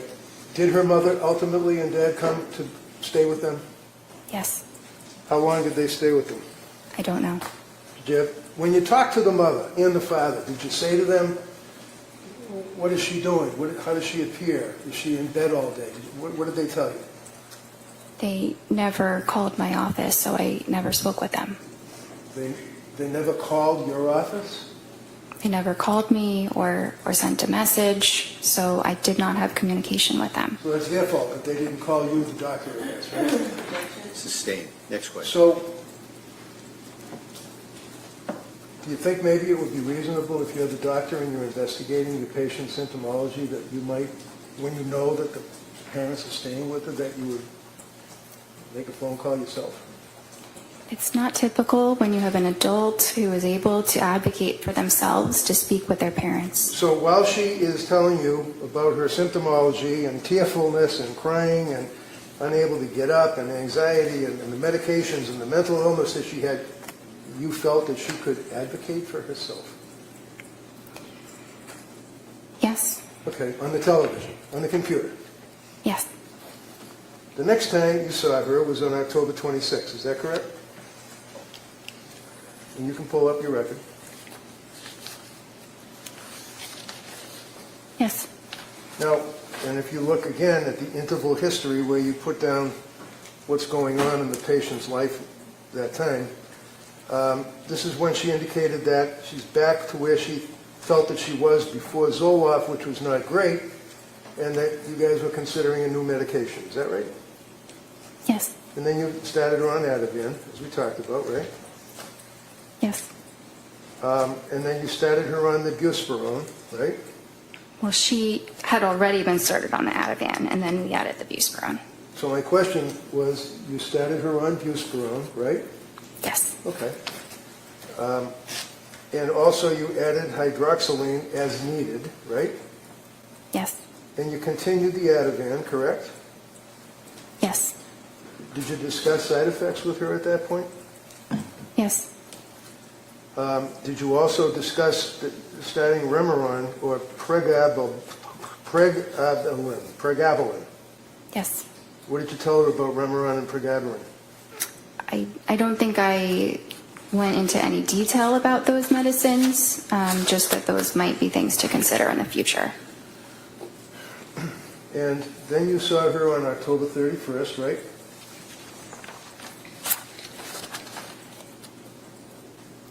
That was her, I think that was just a therapy appointment with a different provider. Would that be Jennifer McAllister? Yes. So it's a different provider in the sense that she works for Astor, right? Well, yes, it just wasn't myself. Right. So on October 31st, they did assessment, or she did, right, McAllister? I wasn't there. Well, I know you weren't there, but these are medical records that have been introduced into evidence that the jury's going to have in the jury room. Objection, is that a question? No, good. Next question. McAllister did an assessment, apparently, right? I'm sure she assessed. No, for please. Where do you see it? Sorry. Where it says assessment. There's only 4 pages for October 31st. Yeah. Well, actually, there would be 8 because it's 2 sides. So that is the assessment that you go through. If somebody reports any thoughts, then you ask those questions, which go into a lot more detail about them. So here you have a patient who's already reported to you as a psychiatrist that she's got suicidal ideation, worried about killing herself days before October 31st, and assessment was done by McAllister, right? I wasn't there. You would have to ask her. Well, maybe I will, if she Okay. comes in. Okay. Why don't you tell me what the record shows? Did they do an assessment? Did she check off the little boxes? I'm looking for that section. It says that patient denies suicidal or homicidal ideation at this time. Okay, so again, this is on October 31st, right? Yes. The patient, within a period of a couple of days and meetings with you, that McAllister has access to because the records are within your business, right? It's not my business, but yes. Has reported suicidal ideation and fear and dwelling about killing herself and afraid of those thoughts, right? Let's see. I just want to be absolutely clear.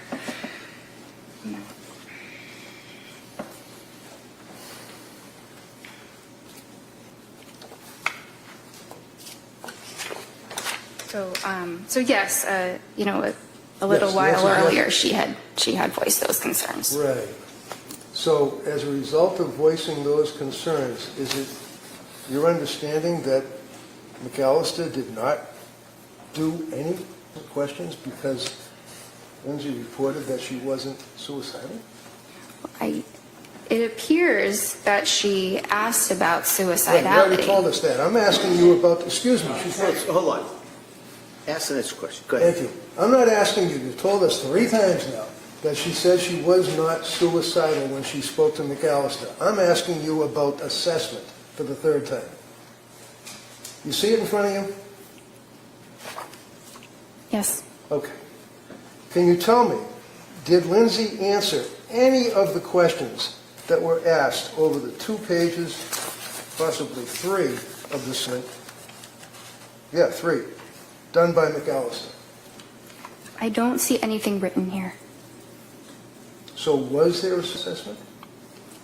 I don't know because I wasn't there. I don't know what the And you don't know conversation from looking at was. the records, right?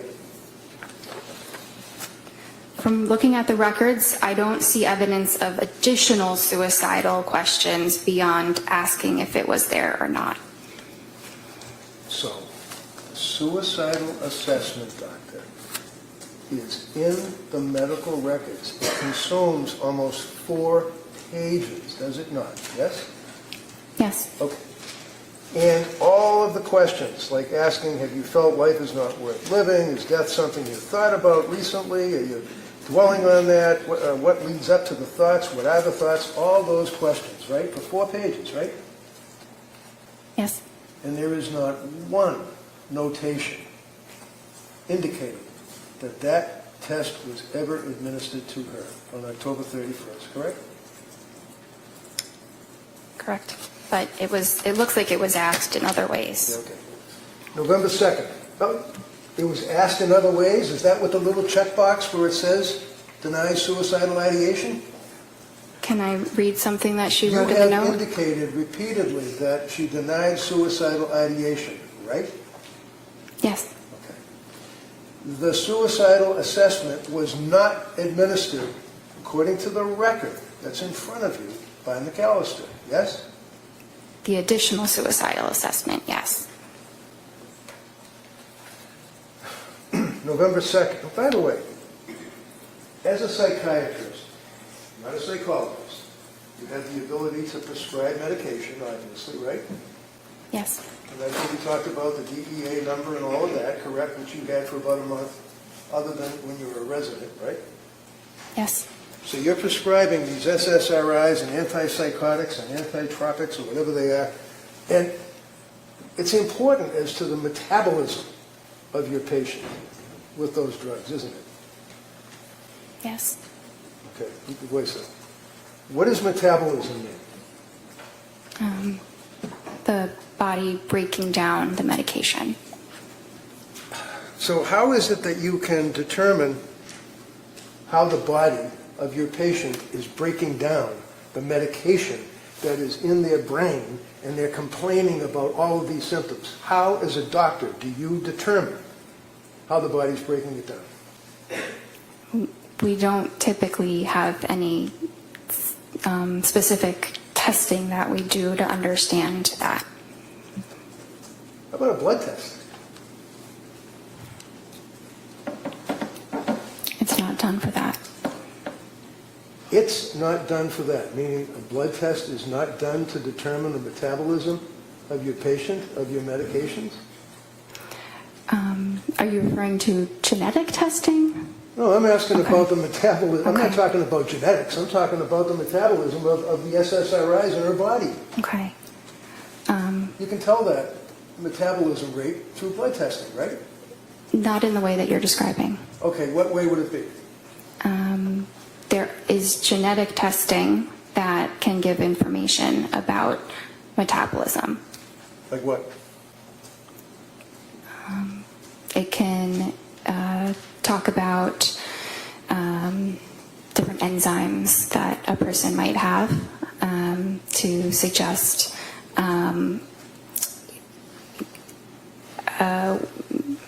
it provides information about the enzymes that a person might have the genes for.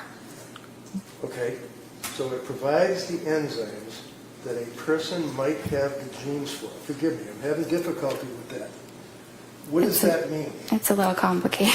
Yeah, you don't expect a patient that's going through what she was going through to understand that, would you? No, Did you guys do the enzyme test? they are not typically done. Why? Because, again, it's genetics Does and insurance cover it?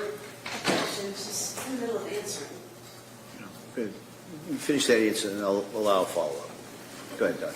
so it's not as simple as testing for an enzyme or not. You can test someone's genome, like we have the ability to test the entire human genome now, but which is great, but the clinical use of that is not there yet. So while we can test these things, it does not yield meaningful clinical information, so it is not commonly done. What is the Cytopro P4-50 system? That's one of the enzymes that I'm talking about. So the Cytopro P450 system talks about and tests for the breakdown of psychiatric meds in the blood, right? It's not in the way that you're describing. It doesn't tell you what medicines to Hold take. on, again, one at a time. Finish the answer and then you can ask follow-up. Go ahead, Doc.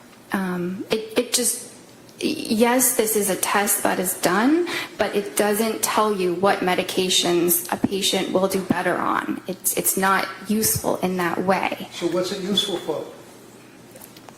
I mean, I don't find it terribly useful. How long has the Cytopro P450 system been in use in your field? I'm sorry? How long has the Cytopro P450 system been in use in your field, psychiatry? Well, it's an enzyme in the body. Well, I know what it is. I'm asking you about the system, the testing. How long have they been using that? The genetic testing, maybe a whatever few it is. years. It's very new, Very new. Does insurance cover it? sometimes. Sometimes. So it is nevertheless a legitimate test to determine the breakdown of psychiatric meds in a patient's blood, correct? It exists, yes. It exists. Well, it exists, but you didn't use it, right? It would not have made a difference In what? In your opinion?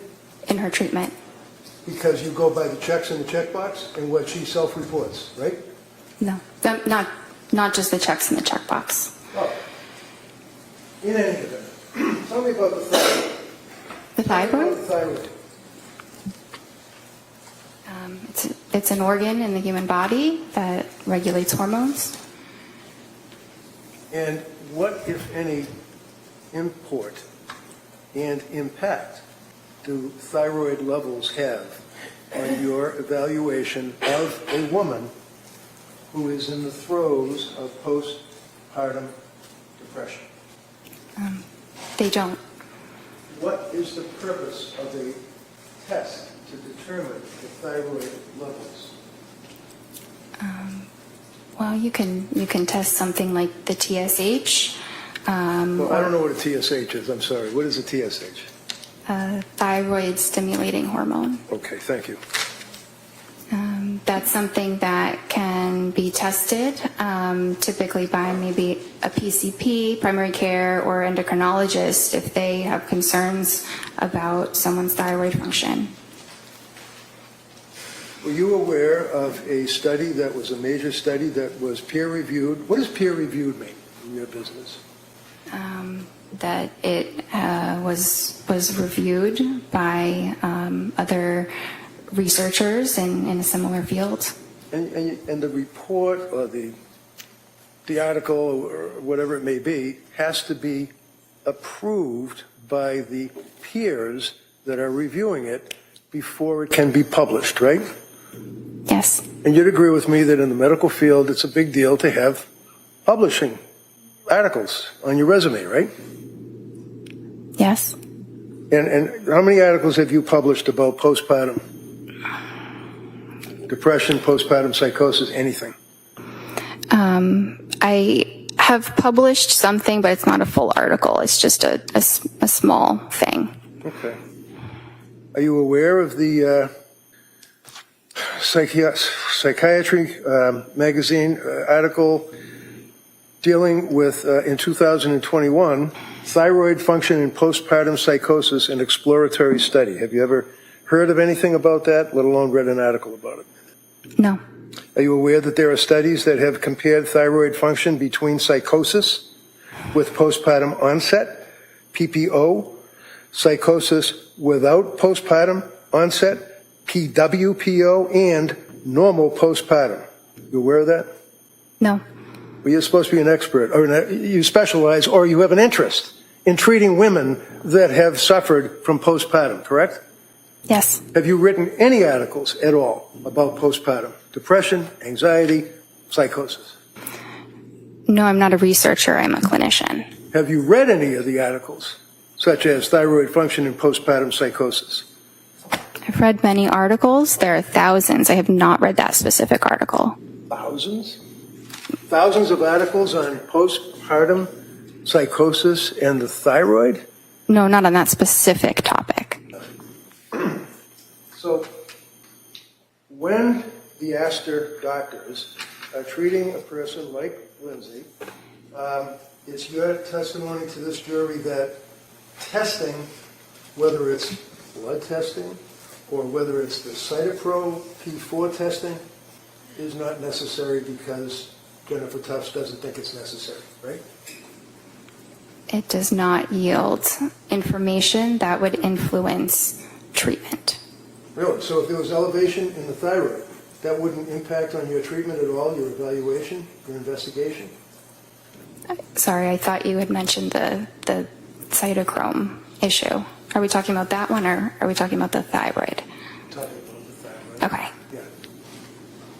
So if Can you there were repeat? tests that revealed elevation in the thyroid level, is it your testimony that you wouldn't care? If I somehow found out that a patient had elevated thyroid levels, I would advise them to talk to their primary care or maybe get an endocrinologist to discuss it. Did you ever recommend that Lindsay get an endocrinologist? No, she And the did reason- not. The answer is no. And you basically did not have any information that you could use to even realize that there might have been a thyroid issue with this woman that was postpartum, right? Because you didn't do any blood tests. There was no clinical reason to obtain a blood test. All right. So you continue on with your meetings by the computer, correct? Yes. November 2nd. You can get November 2nd out. You got it? November 22nd? No, it looks like November 2nd. I apologize. That's what I'm looking at. Tufts, Jennifer, MD, Clancy, Lindsay.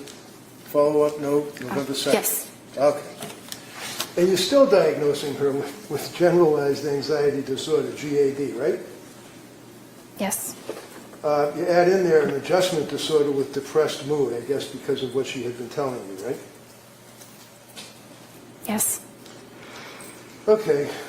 Looking at the psychiatric condition, you note that it's improving.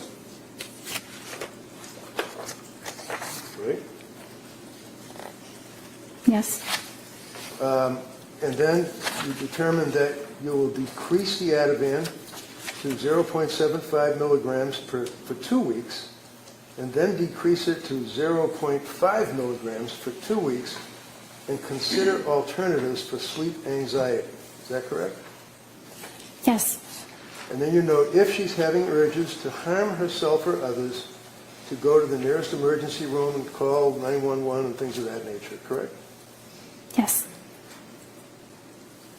So is that a form that you basically press a button, because it seems to be kind of like a generic advice, call 911 if you're feeling suicidal and things of that nature?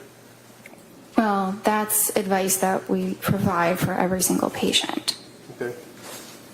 And then you note that half the encounter was on counseling or coordination of care on November 2nd, right?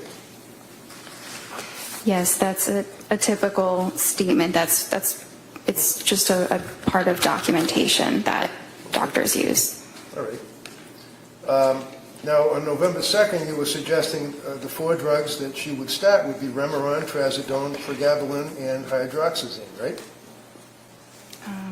Those were just things we were considering. Oh. I wasn't starting all of those medicines. I see. On November 22nd, now that would be almost 3 weeks later, right? You saw her, right?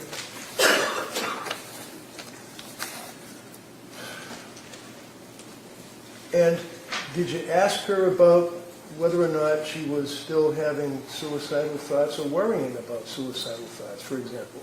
Did you ask her that? Yes. And how do you know that? Because the box is checked? It's written in my note. What does it say? Patient denies SI. Okay. What did you ask her about that?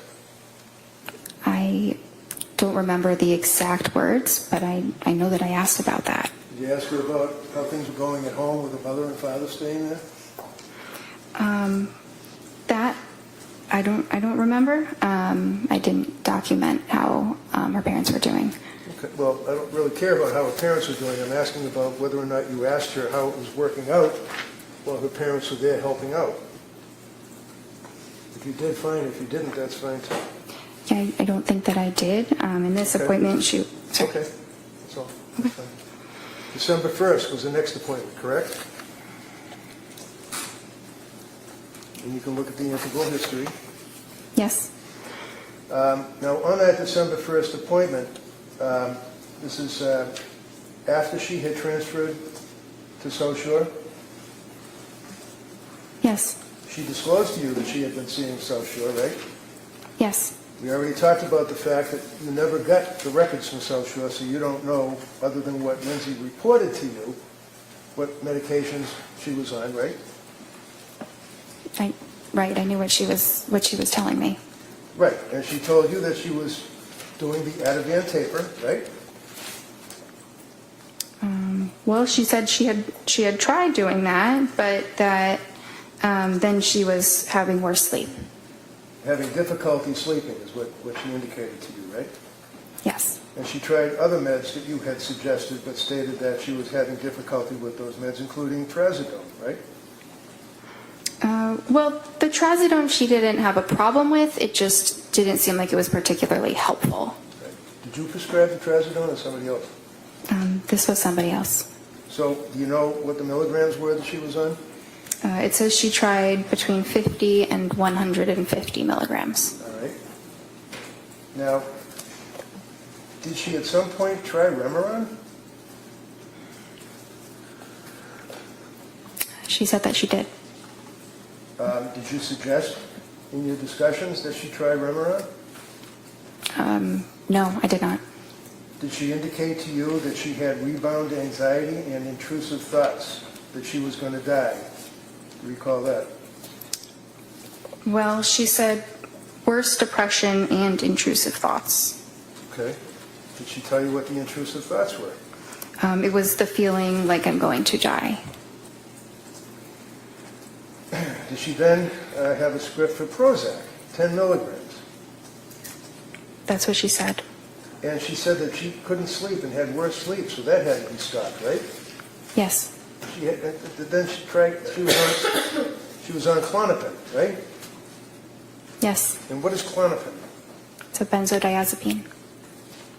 And on December 1st is when she told you, again, that she was close to having suicidal ideation, feeling hopeless. You recall that? Yes. Now, on the interval history, on that date, you indicated that she can't sleep,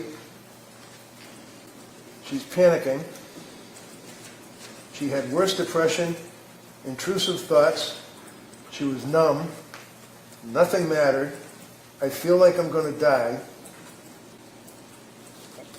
denies suicidal ideation, but, quote, yesterday, close to it, feeling hopeless. Did you give her therapy and validations after she told you that? I believe that I did. What did you do? You got a woman that's telling you that she's hopeless. She doesn't care if she dies. Can't sleep. What did you do to validate on your therapy? Well, I told her that this was something that we could address, that there was hope, that there were treatments, and there are different types of treatment programs that are more supportive, like partial hospitalization programs. So she knew that she still had options and a reason to hope. Did you ever suggest to her that maybe you ought to come in and see me rather than talk on the computer? Talking with her over the video did not seem like an issue. It didn't seem like there was anything that I was missing or that there was any need to see her in person. Now, you'd agree with me that in December of 2022, COVID was all done, right? It wasn't completely all done. Were you still nervous about dealing with people and wearing masks and stuff, or were you able to sit down and talk to somebody face to face? We were definitely feeling more comfortable about being face to face with people, but I think, it was still something that we thought about. You discussed trying Seroquel with her at that point, right? I didn't really discuss it. She had told me that was something that she had discussed with her other provider. So looking at your notes, does it say also discussed trying Seroquel alone tonight? Did your notes say that? It says yes, but I wasn't making a recommendation about the Seroquel. It was just a medicine I was providing her more information on. So you were telling her about the Seroquel? You're providing information? Yes, we were talking about the Seroquel. Right. Why? Because her other provider had recommended that she started it. What is Seroquel? It's an antipsychotic.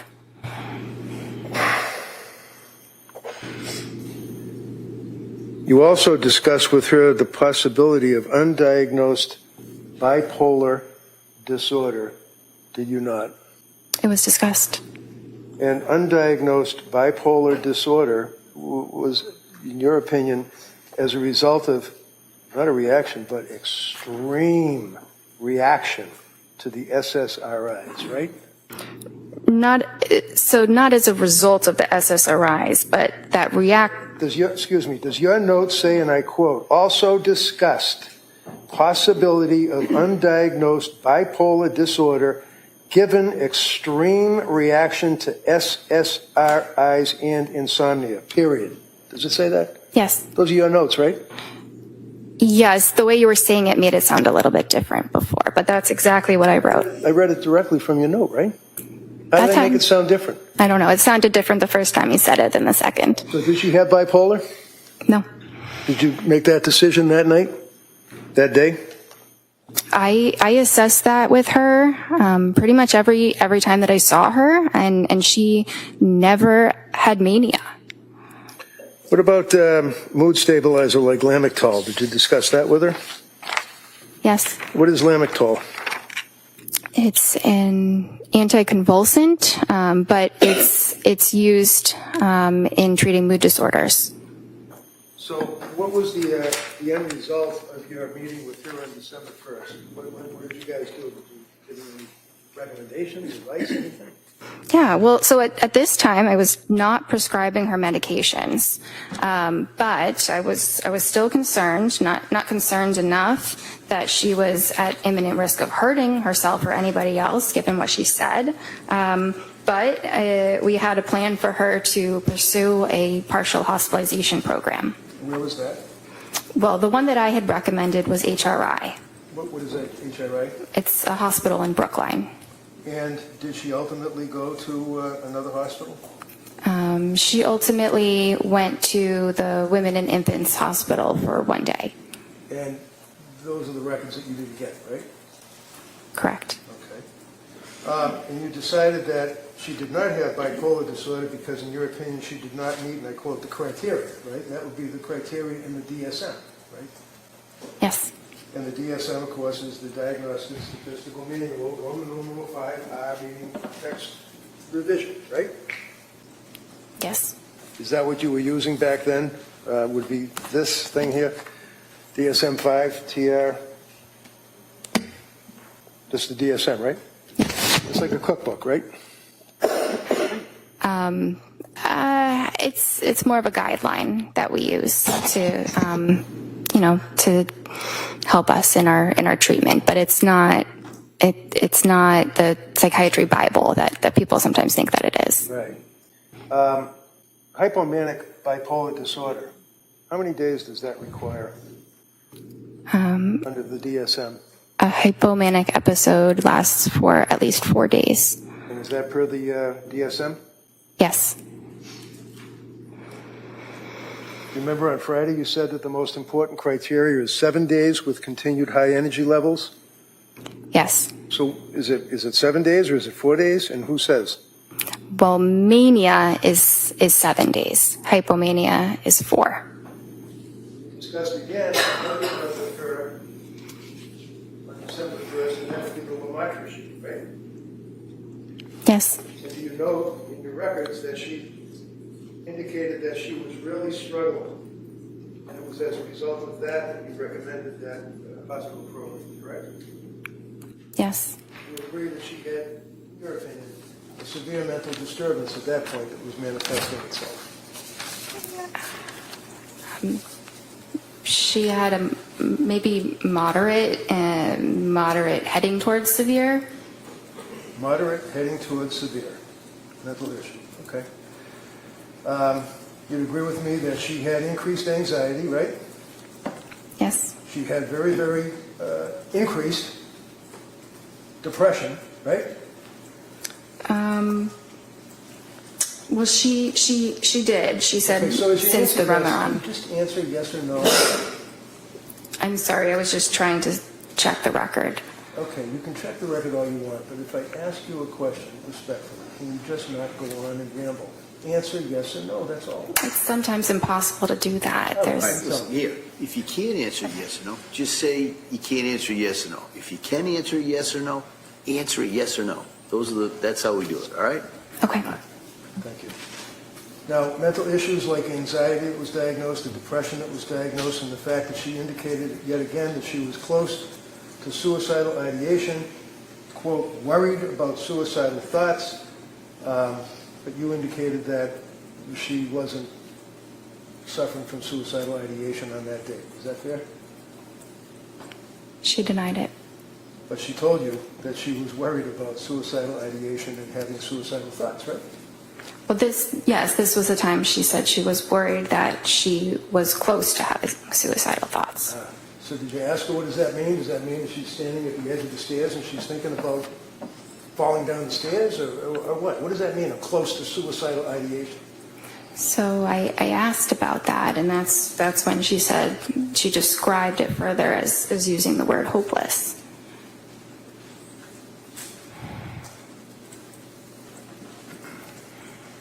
So did you prescribe the lamotrigine on that occasion or no? No.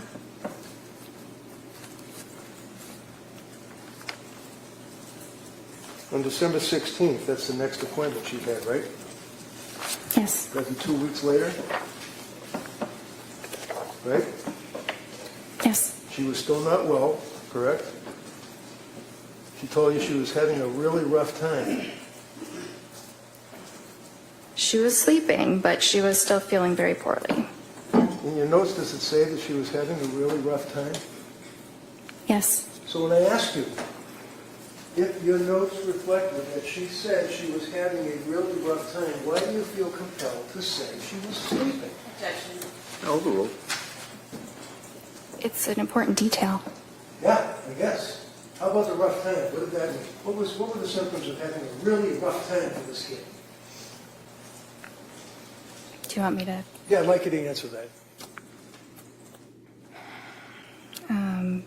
So finally works, referring to the Valium and quetiapine, but very depressed during the day. No motivation, some SI. Do you want me to continue? Sure. Went to MGH emergency room for SI, declined inpatient, feeling hopeless, no intent or plan, and feels like depression related to Seroquel. Okay. Now that's the question on Friday that, well, strike that. So what was the SI, suicidal ideation? Yes. And can you read that back to me again? What did she say about SI?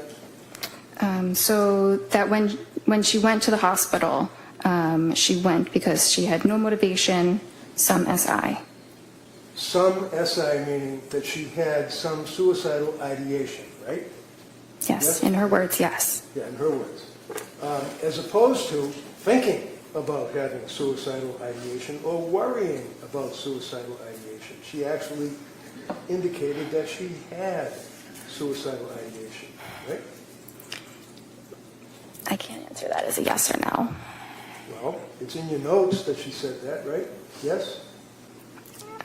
What is in my note? Do you understand my question? I'm a little bit confused right now. Can you repeat what your question is? Sure, of course. We spent some time talking about thinking about suicidal ideation, worrying about suicidal ideation. Now, saying she had suicidal ideation, right? She said it, yes. Well, this is the only source of information that you're getting, apparently, is what she's telling you, right? Yes. So what suicidal ideation did she have? Was she thinking of cutting her throat? Was she thinking of throwing herself off a building or running out in front of a car? What? No. What was she thinking of? So I asked her those important follow-up questions, and Like that's, so what do you mean when you say I'm feeling suicidal? Okay. And that's when she said, it means I'm feeling hopeless. And then I asked you, do you, have intention of hurting yourself? Do you have a plan for hurting yourself? And she denied those. And that's where you left it? I'm sure more was said, but that's the most important part of that clinical encounter. And did you give a therapy by the computer on that date, too? Yes. What did you do for therapy about her suicidal ideation and saying she wanted to kill herself? Well, we explored what that meant, and what to do if you're feeling that way. To do what? Call 911? To go to the emergency room. Did you discuss prescribing Seroquel to her, or was she getting Seroquel? Did Seroquel enter into your discussion at all? We talked about it. I was not prescribing it for her. What is Seroquel? That's an antipsychotic.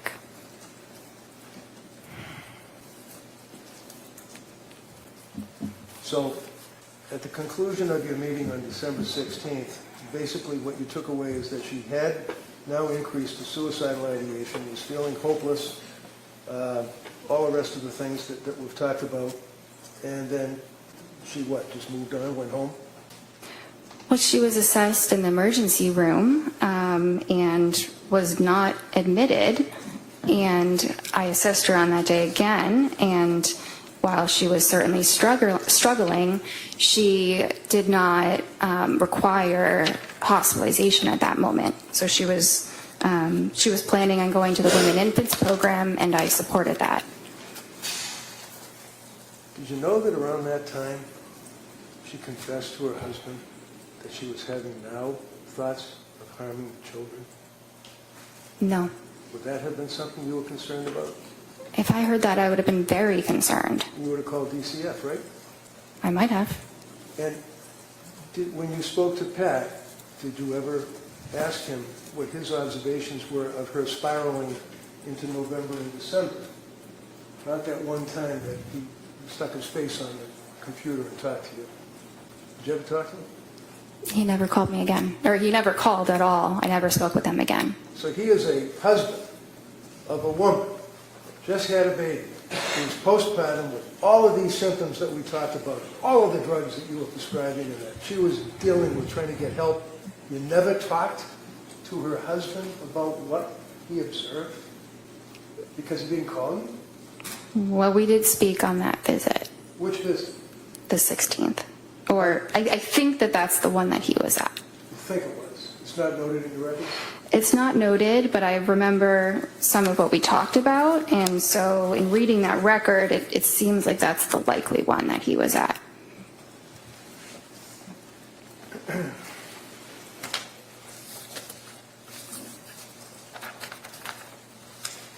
December 16th, on your objective findings, you note that her mood was depressed, right? Yes. What does that mean? Did she just say, I'm depressed, or did she give you symptoms? I mean, you checked the little box. Yeah. Yeah, it means she's saying that she's depressed. Okay, so you're the doctor.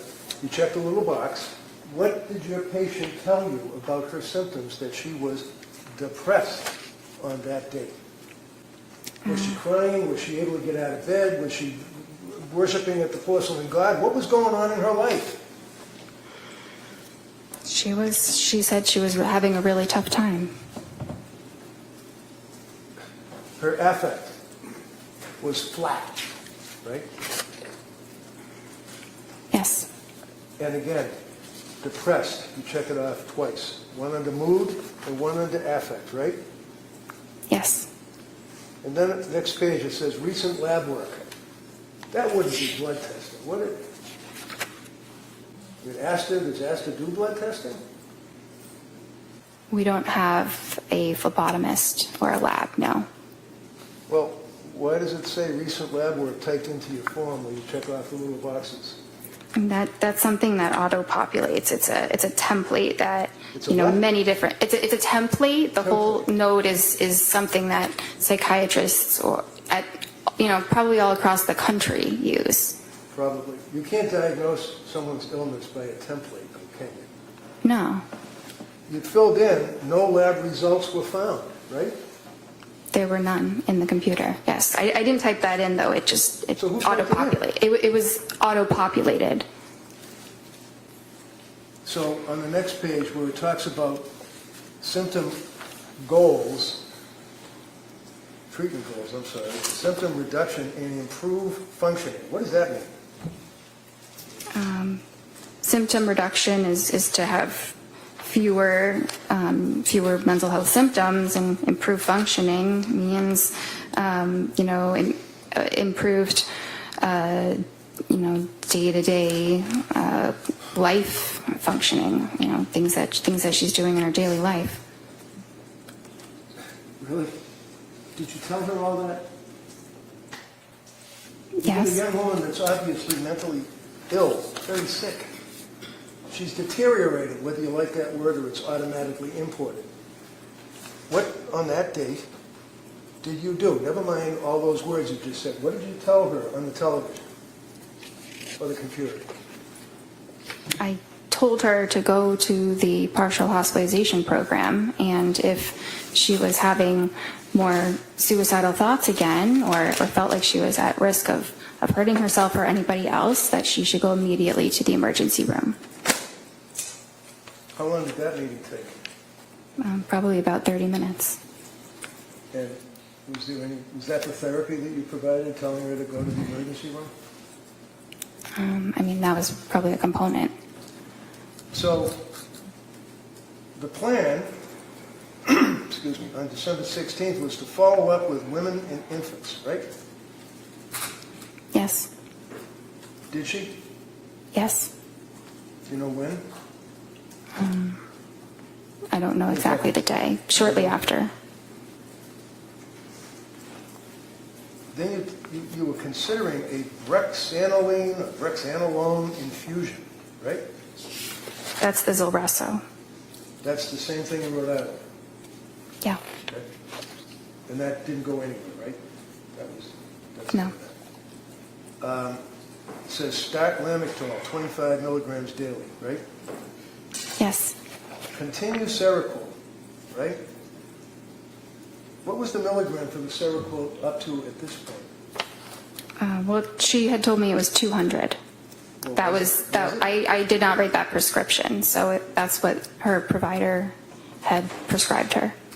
Okay, so you can ask somebody to show me the pill bottle. You can ask somebody to show me the CVS receipt. You can ask somebody that you can call to verify, right? I could. Yeah. But anyway, she said that she was on Seroquel 200 milligrams, right, and had stopped with the Valium, right? Yes. And then you go on with that form thing saying if you have urges to harm yourself or others, you got to call 911, crisis hotlines, and everything else, right? That's the next two paragraphs that are in that report, right? Yes. Was her mother and father still staying with her on December 16th, if you know, with Pat and the kids? I'm not sure. Did you ever ask anybody other than her how she was doing? I asked her husband when he was at the appointment. Yeah, that's the other appointment. How about now? We're talking December 16th into the month of December. Did you ever ask anyone how she was doing? Well, I think he was at that visit. You think he was at the visit? How did he tell? What did he say to you about how she was doing? He said she wasn't doing well. She's got an objection. Good. Right. Objection. Overruled. Go ahead.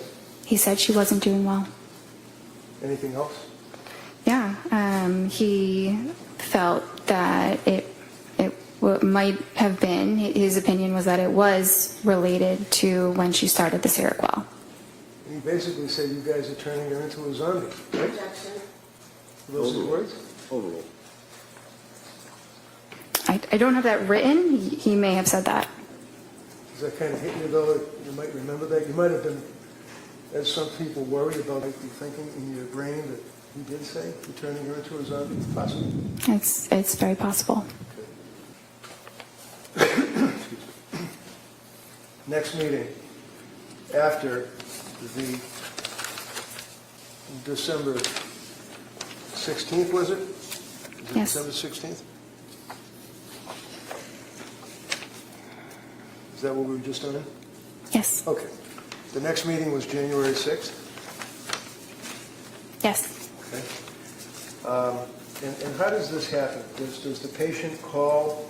I know you don't set up these appointments. Somebody has to deal with somebody in administration or whatever. But do you, like on December 16th, say to Lindsay, call me or set up an appointment for January 6th, or do they have to do it themselves? So at the end of an appointment, I typically will schedule their next appointment. So did you schedule January 6th? I think that one she scheduled herself. Yeah, that was the day after she got out of McLean, right? Yeah, usually the hospital coordinates the discharge appointment. Well, if I tell you that, in fact, the hospital told her to set up the appointment, and that within an hour, she set up the appointment. Is that in your notes? It's not in my notes, no. Do you remember that? That was a pretty big deal that she was in McLean, locked wards for 4.5 days, right? Yes? I mean, she's your patient, and she's really gone downhill bad, right? No, she wasn't doing well. And she admitted herself to the locked wards at McLean, right? Yes. And what was the diagnosis at McLean? I believe they diagnosed her with major depression. Did they recommend any medication? They took her off of the Seroquel. They took her Off of it. off. Okay. So, did you look at the McLean records? Yes, definitely. And those were imported easily because you're part of the same structure or whatever? No, but after someone is hospitalized, the hospital usually faxes it to their doctor. All right, so if I tell you that the McLean records are really pretty voluminous, that's not what they fax. They fax you like a 2-page discharge summary, right? Yes. You didn't get that by fax, right? No. So what did McLean tell you? Look in your notes.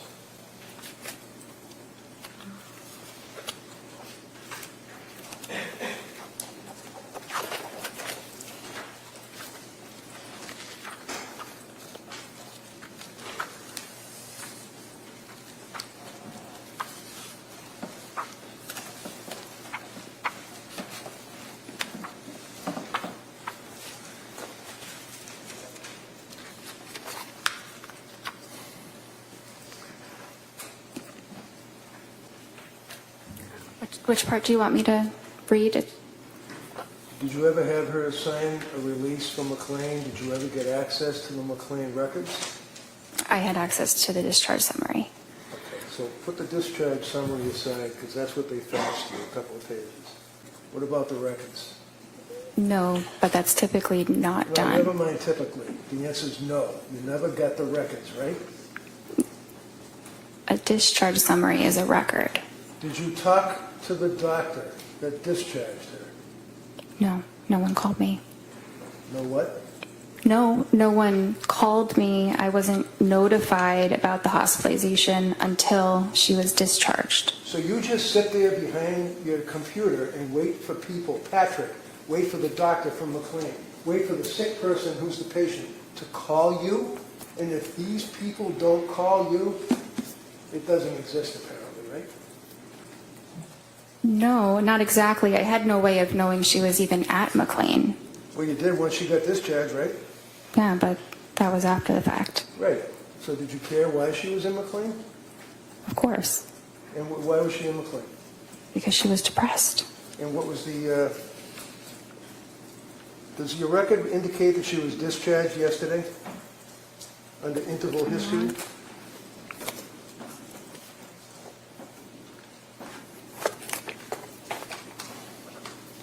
Yes. And discharged from where? Well, I said MGH. Is that Mass General Hospital? Yes. And she was currently on trazodone? Yes. And she indicated that the goal was to come off Seroquel? Yes. And she described herself as still being very numb? Yes. She couldn't sleep, right? That's not entirely true. Am I lying? I'm reading the medical records here. Sleep, taking Ativan and trazodone, slept 5 hours broken, wondering about increasing trazodone and switching to Valium. What does that mean? Well, it means she was having trouble sleeping. It wasn't that she wasn't sleeping at all. I see. Okay.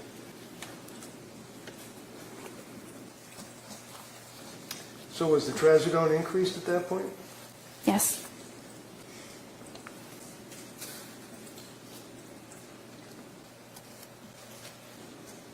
Yes. How about on January 9th? Did you see her through the computer or whatever then? Yes. And did you prescribe medication to her on that date?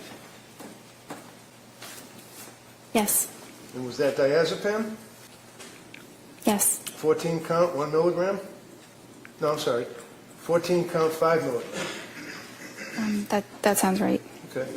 Did you also, on January 12th, 3 days after January 9th meeting, prescribe additional medication to her? I'm not sure. I don't have a record from January 12th. Do you recall on January 12th that, in fact, you prescribed trazodone 150 milligrams, 30 count? Yes. 3 days later, or a couple of days later, January 16th, do you recall prescribing amitriptyline? Yes. What is amitriptyline? It's a tricyclic antidepressant. What does a tricyclic antidepressant mean? Well, it's an older antidepressant. It's called a tricyclic because it has 3 rings. If you look at the chemical itself, like a tricycle, but it's an older but efficacious medicine for depression and anxiety as well as insomnia. On January 16th, look at your interval history. She indicated to you that her mood was very low, no motivation, Yes. numb, Yes. able to force herself out of bed, taking care of basics, eating, concentration fine, caring for baby, bonding feels forced. Is that what she told you? Yes. Through the computer, right? Yes. What did that tell you? Were you concerned about this woman postpartum well within the year from the CDC at that point with these symptoms that she's telling you about? I was concerned that she was depressed.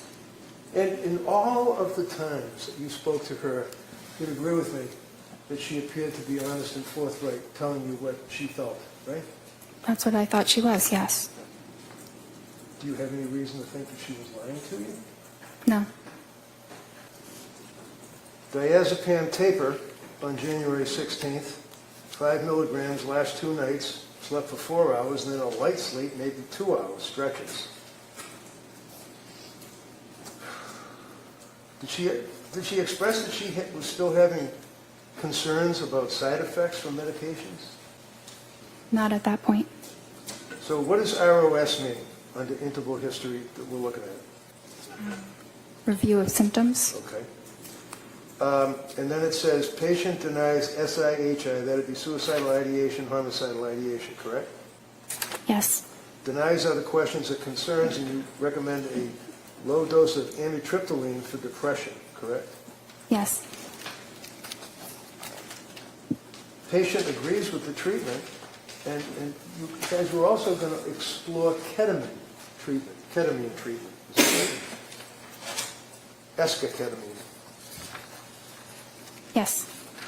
Now, did you know that she was on her computer looking up medication after medication after medication after medication, treatments, ketamine treatments, and all that? Did you know that?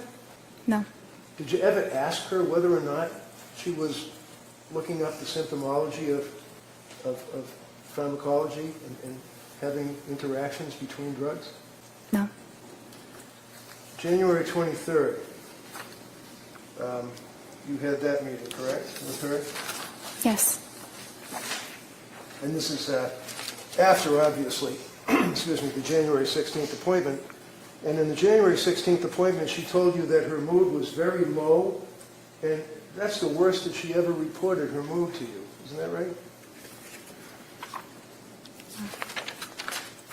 On the 16th? Yeah. I don't know if that was the worst it was ever reported, but it was certainly bad. And you didn't recommend that she have a hospital evaluation, did you? This is the day before she killed the kids, right? The 23rd? Yeah. It was the day before. You didn't recommend a hospital evaluation, did you? No, there were no, The answer is no? no. They'll ask you all the questions they want. Okay. Your answer is no. January 23rd, Friday, you testified that she said her mood was depressed, and you noted that her affect was depressed and flat, right? Yes. She also reported that her heart was racing, right? Yes. She had no motivation, is what she told you, right? Yes. She told you that she had been feeling numb and no emotion for 17 days straight, is what she told you, right? I'm not sure about 17 days straight, but that's how she was feeling. You didn't reach out to her mother and father at that point? They didn't call you, I guess, right? No. And Patrick didn't call you at that point, right? No. So she's sitting in front of her computer getting help from her doctor on January 23rd. And what did you do? Well, I thought about how I could best help her, the medicines that she'd tried and what her current symptoms were, and it made sense to slowly titrate the amitriptyline so that we could get her to a dose that reduced her depression so that she would feel better. But you increased the amitriptyline. Yes. That pushed her over the edge, didn't it? I don't think so.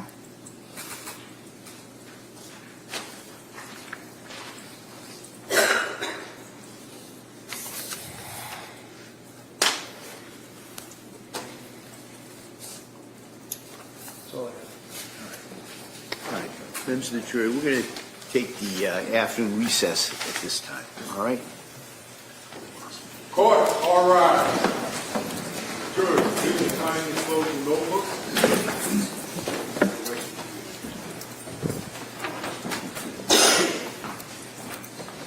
This way.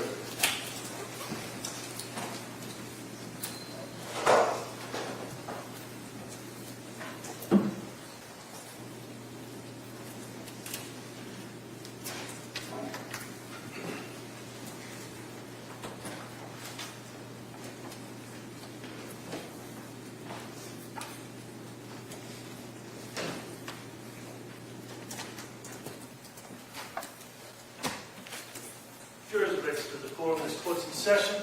Doc, you may take off and stand. Counsel, anything we need to discuss before the break? No, Your Honor, thank you. All right, so we'll be in recess on this matter. Hold on.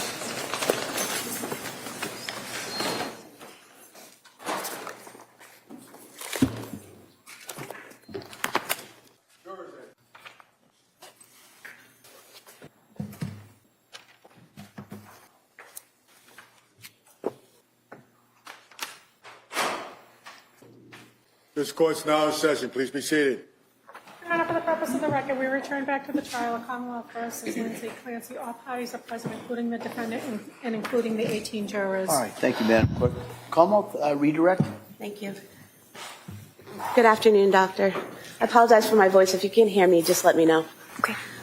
You were asked on cross-examination about your residency. At that point, you were already a doctor, correct? Yes. And during your residency, that was a 4-year period, correct? Yes. And you were saying that you treated patients during that time. Is that correct? Yes. Was there someone with you while you treated these patients telling you what to do and how to handle them? No.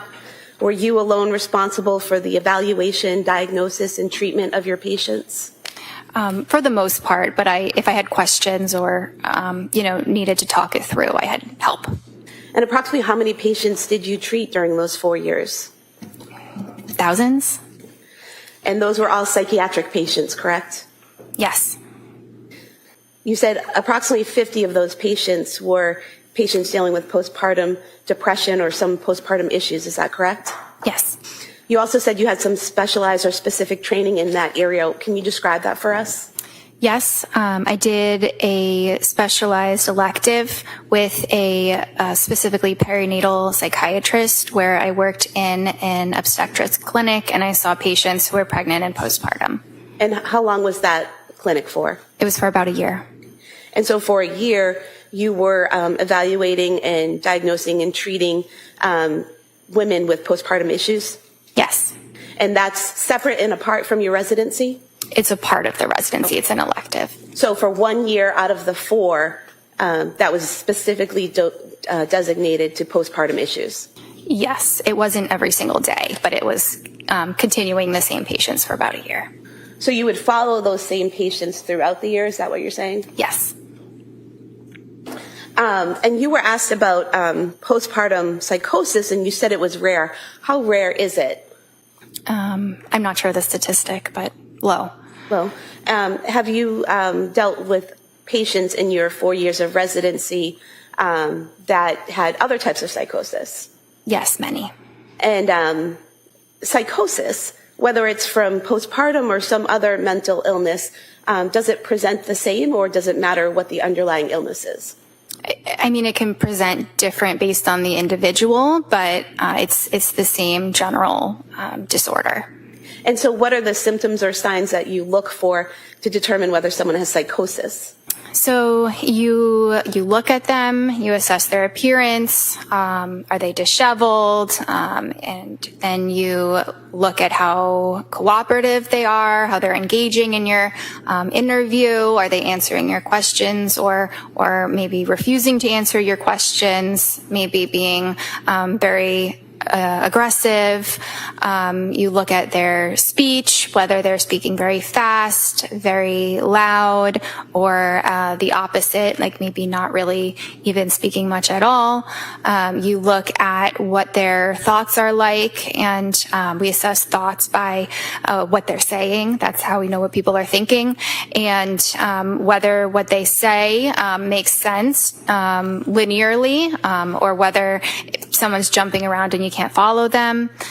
We also assess the thoughts for their content. If someone is speaking about things that are very bizarre, things that are very paranoid, if someone is talking or making noises, or it seems like they're communicating with somebody that's not in the room, those are all things, behaviors that we assess for.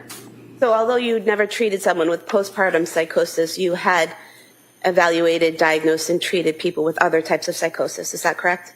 Yes. Did you see any signs of psychosis in any of your interactions with Lindsay Clancy? No.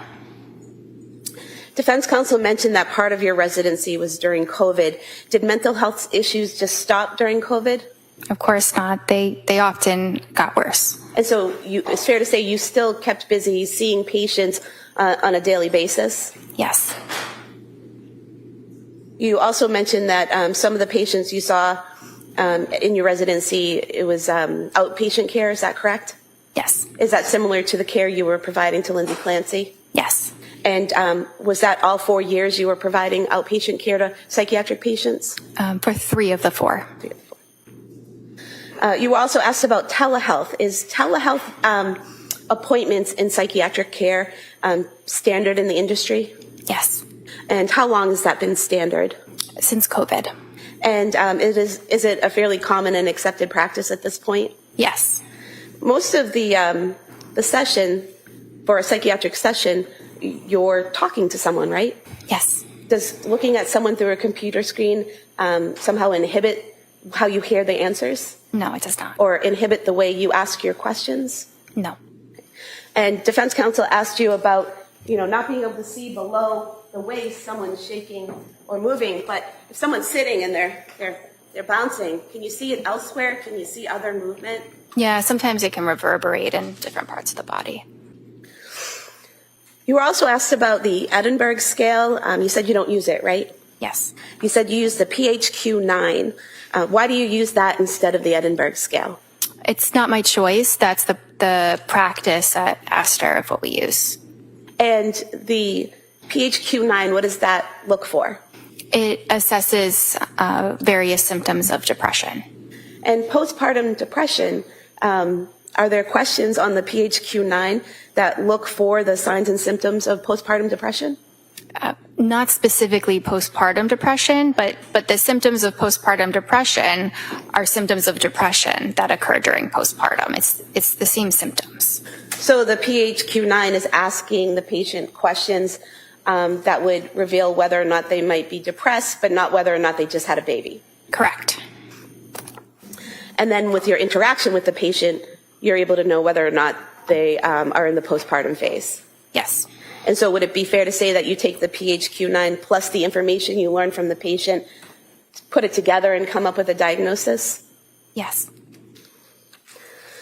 When you take a history from a patient, you were asked about taking history from Ms. Clancy. How important is it that the patient give you accurate information? It's very important. And why is that?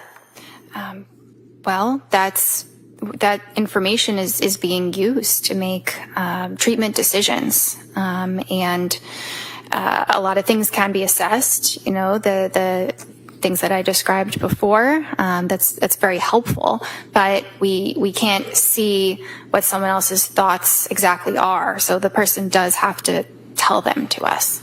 And would you agree that people in the medical field, such as nurses, are acutely aware of the necessity of an accurate medical history and symptom presentation? Yes.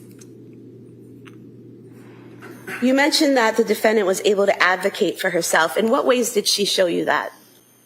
In scheduling her own appointments, in presenting herself to the emergency room when things were really not going well, in communicating her concerns to myself, and sharing about a lot of detailed information about all of the different medications, doses, times they were tried, what the reactions were, all of that information. If a patient is clearly advocating for themselves and can communicate in that way, would you typically reach out to family and friends to let them know, hi, I'm her psychiatrist and I'd like to talk to you about her treatment? No, in fact, we don't have HIPAA permission to do that. Now, you mentioned, or you were asked about therapy in your sessions. Do you keep a recording or a transcript of everything you say in your therapy sessions? No. Is your therapy conversation or what you say to a patient the same for every patient? No. Is it a script or a conversation? It's a conversation. So if I'm your patient and I'm telling you certain things, is your response dependent on what I'm telling you? Yes. And so when you're providing therapy to someone like Ms. Clancy, is that dependent on what she's telling you and then how she's responding to what you're saying, basically a conversation? Yes. Therapy is a lot of listening. Would you say it's more important in therapy for the psychiatrist or therapist to talk or listen? Listen. And why is that? Because that's how you really understand what a person is feeling. Now, is it accurate to state that in every one of your sessions with Ms. Clancy, you told her about individual therapy and encouraged her to attend individual therapy? That was the treatment recommendation each time. I'm not sure if I explicitly mentioned it each time, but I did many times. And you, in fact, wrote it on the work form that we talked about previously on page 104 of the records. It lists, was the patient referred to other healthcare providers for evaluation or treatment? It says yes. If yes, state the nature of such treatments and expected duration of treatment. And it says individual weekly therapy, correct? Yes. And this is the form that the defendant asked you to fill out, correct? Yes. And you sent it back to her, and the first version she wanted you to make some corrections on, correct? Yes. But she didn't ask you to change that portion, correct? No. And in fact, on the second version, on page 107 of the record, it still says individual weekly therapy recommended, correct, for follow-up? Yes. Would it be accurate to state that the defendant only saw Jennifer McAllister twice the entire time that she was with your practice for therapy? Yes. You were asked about Zoloft being used for general anxiety disorder. Is that a common drug used for general anxiety disorder? Yes. And why is that? Because it's effective and it's safe. You were also asked about warning on it, that there is a warning. Is that for all ages? No. What ages or groups is that warning for? It's really for children and adolescents. They do say up to 24 years, but it's really children and adolescents. Would it be accurate to state that the defendant was 32 years old when she saw you? That sounds right. Well, if you want to check the records, I can check. to be sure. Yes. Is that correct? Yes. Okay, so 32 years old is not 3 to 4 years older than 24, correct? No. Why didn't you have to titrate the 50 milligrams of Zoloft? You mean to stop it? Yes. Because it's still a very low dose, so it can be stopped right away. So it wasn't necessary? Not necessary. The defendant waited about a month after receiving the prescription before taking the medication, correct? Yes. And she only took the medication when she decided she was ready to take it, correct? Yes. So she was taking in the information you gave her, correct? Yes. She was making her own decisions, correct? Yes. She was not forced to, correct? Yes. She actually had an appointment in between when you first prescribed it and when she started taking it, where she was still discussing with you whether or not she wanted to take it. Is that correct? Yes. Is that part of the advocating for herself that you were talking about? Yes. Is that part of the medical sophistication that she possessed that you were talking about? Yes. Your Honor, at some point, in light of the fact this is direct, I have to object. Sure, yeah, if you could just not ask the leading question. Sure. I want to direct your attention to the September 12th, 2022 form that the defendant filled out. On page 16 of the record, oh, we have different page numbers, We right? do, but if you just tell me what you're looking at, I can find it. The past psychiatric history.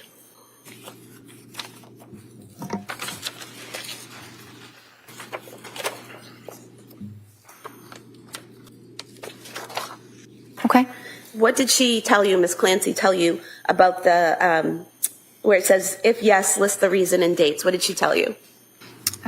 She said anxiety, September 2013 to September 2014, postpartum anxiety, May 2020.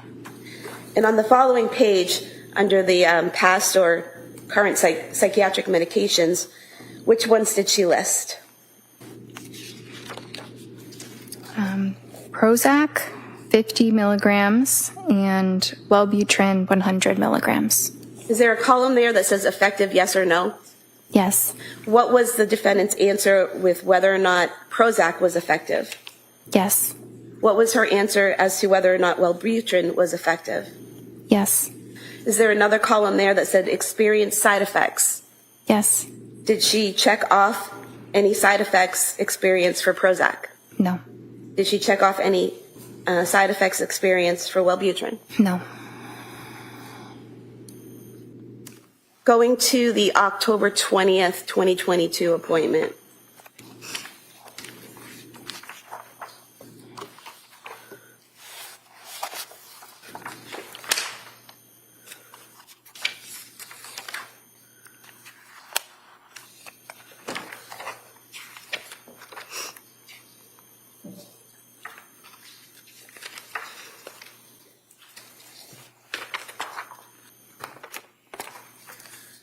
You were asked about this on cross-examination about documenting side effects in your notes. Did you document the side effects that the defendant reported from the Zoloft on October 20th, 2022? Yes. And what did you document? Well, I checked the box for GI, but I also talked about the side effects in the interval history. And so what does GI mean? Gastrointestinal. So would that mean stomach issues? Yeah. And what did you put in your notes? Couldn't sleep, insomnia, worse on increased dose, doesn't want to eat, diarrhea, food really unappealing, was more depressed on it, crying all day, yesterday, not normal, mental fog, terrified to start something new. And so you did document the side effects that she reported to you, correct? Yes. You also documented in the interval history, paranoid of getting suicidal thoughts. Was that the defendant's phrasing? Yes. And is there a difference between someone being worried about having suicidal thoughts and someone actually having suicidal thoughts? Yes. And what's the difference in terms of how a psychiatrist sees it?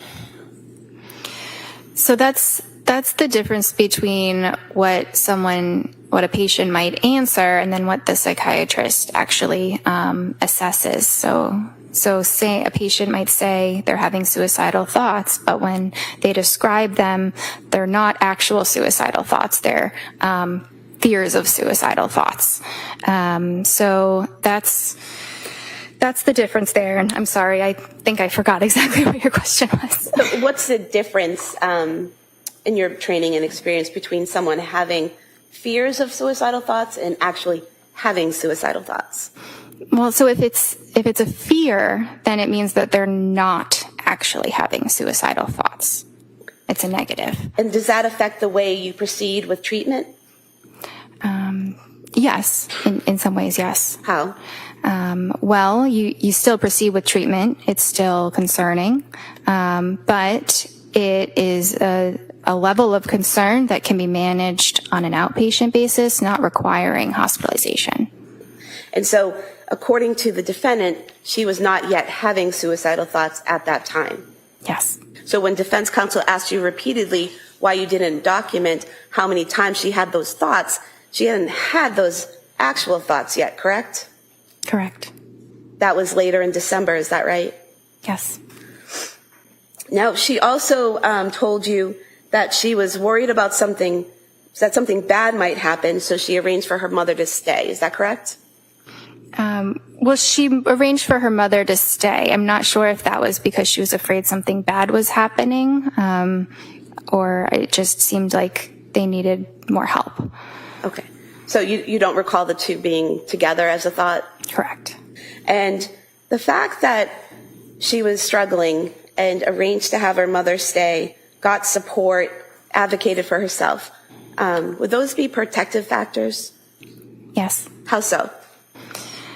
So if someone demonstrates that they can advocate for themselves, that they can seek help if symptoms worsen, then that shows that they have good judgment. They can be trusted to present for care if serious safety concerns were to arise.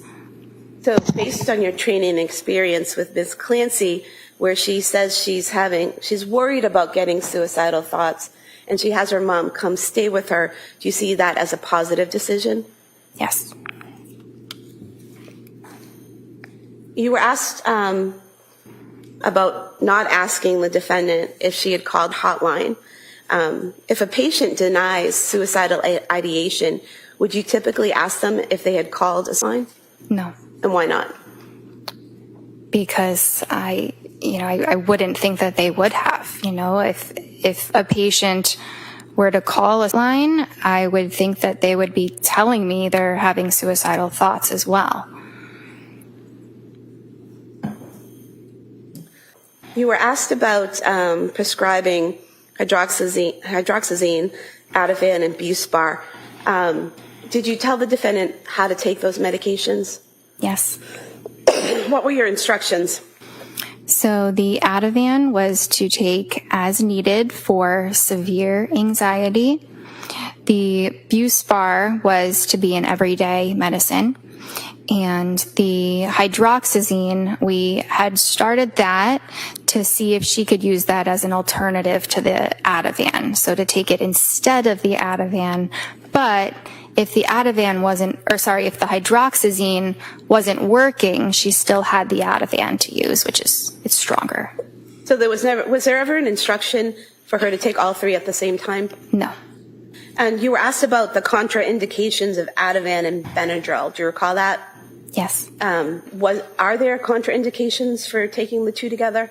It's not an absolute contraindication. You have to be careful that the person is not excessively sedated, meaning like they're so sleepy that it's hard for them to, engage in normal activities because they're so sleepy, or maybe they might feel a little bit dizzy. But it's not an absolute contraindication. You just have to monitor them. And is that one of the reasons that you prescribed the hydroxyzine? Sorry, is what one of the reasons? Is the fact that the two of them together, Ativan and Benadryl. Well, let me strike that question. Why did you prescribe the hydroxyzine? So she had been taking Benadryl, which is not a prescription medication. It's not classically within the scope of psychiatry, but it's very similar to hydroxyzine. So I thought that, hydroxyzine might be a better alternative than the Benadryl. Okay, and I'm just going to direct you to your November 2nd, 2022 interval history.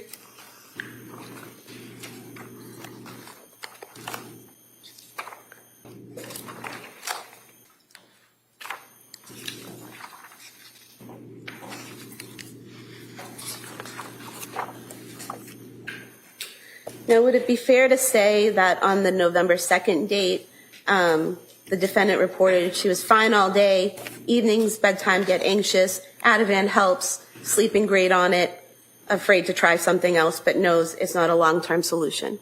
Is that correct? Yes. And what part of that did the defendant tell you was not a long-term solution? Taking the Ativan. And why is that? Because it was indicated for short-term use only. The people can struggle more with dependence if they're taking it for a very long period of time. And was there a plan developed based on that concern? Yes, there was. What was the plan? To reduce the dose by 0.25 milligrams every 2 weeks until she was off it. So the defendant was able to express to you a concern she had about the medication, you had a conversation about it, and you addressed that with her and came up with a plan. Is that right? Yes. She also told you that day that she was in therapy and exercising daily, correct? Yes. Did the defendant ever tell you that she went to the South Shore Hospital Emergency Department on November 16th, 2022? I don't recall that. Did she tell you that they had prescribed trazodone to her at that time? I don't recall that. Did she ever tell you that she was trying some alternative methods like weed gummies? No. Do you have any way of knowing these things if the patient doesn't tell you? No. Now, on December 1st, 2022, defense asked you about that date. That's the date that she, again, said she had the fear of thoughts, correct? Yes. Up until that point, had she consistently denied suicidal ideation or intent or a plan? Yes. Had she consistently denied homicidal ideation, intent, or a plan? Yes. What's the difference? Let me ask you this. When you talk to a patient, do you ask them, do you have suicidal ideation? Not usually. What do you, Not in that way. how do you get that information from them? What types of questions do you ask? It depends how the course of the conversation is going. I might ask if they're having thoughts of hurting themselves, if they, sometimes wish that they weren't alive. It can be a lot of different words, and sometimes I use, the patient's own words, but things like that. And is there a difference between having thoughts of versus having the intent and a plan to do it? Yes. And are there different types of treatment or things that you would do if someone has intent or plan to do it? Yes, that would generally require hospitalization. And so if Ms. Clancy had told you she had thoughts of hurting herself, or actually, straight that, if she told you that she had a plan to hurt herself or a plan to hurt her children, would you have moved to commit her? Yes. And that would be a Section 12? Yes.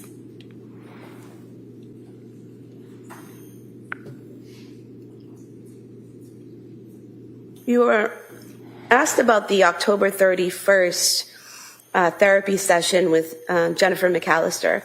And I know you weren't present from that. You're just going from the records.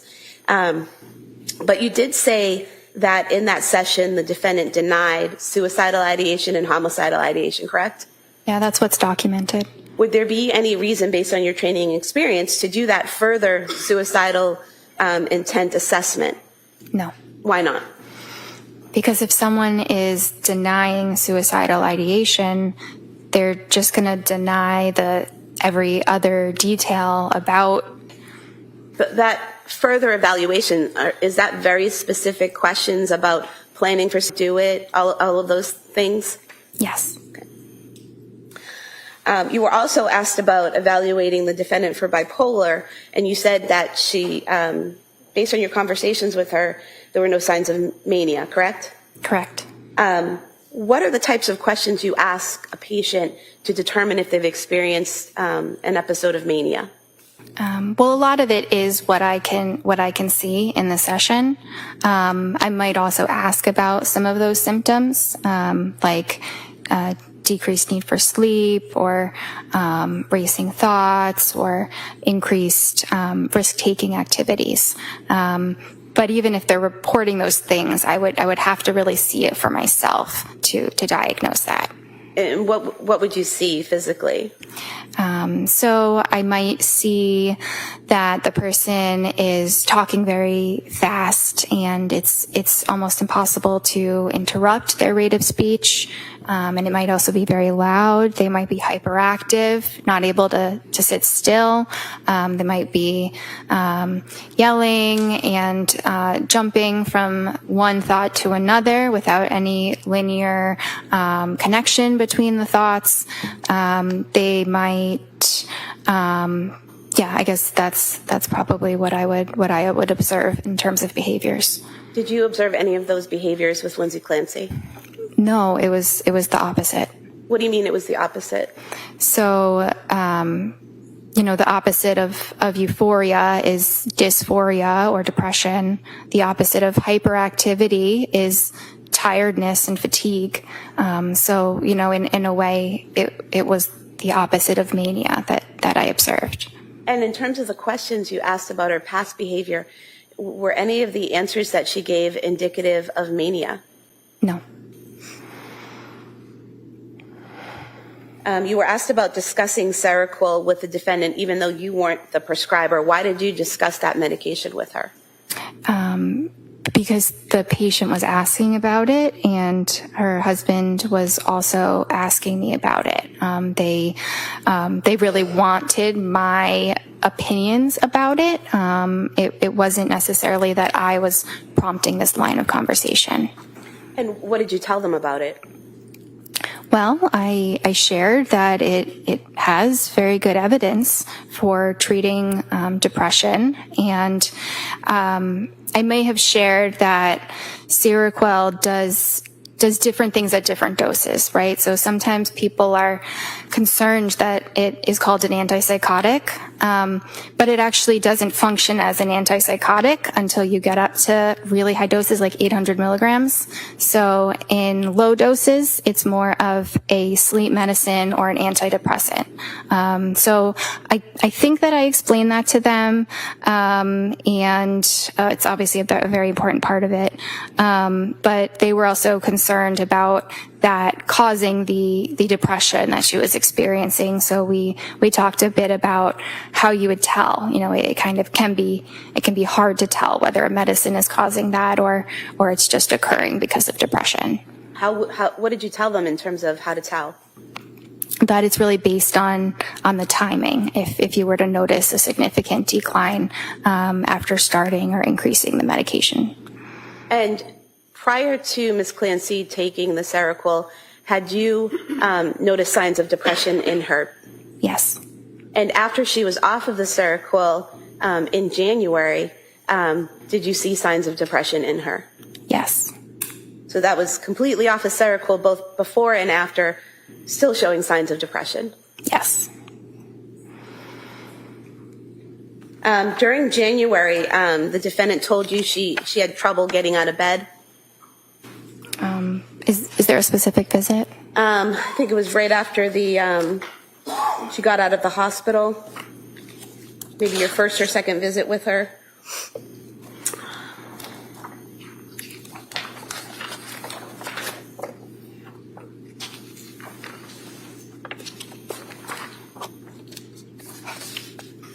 I see that on the 16th, she did say that she was able to force herself out of bed and take care of basics, so on and so forth.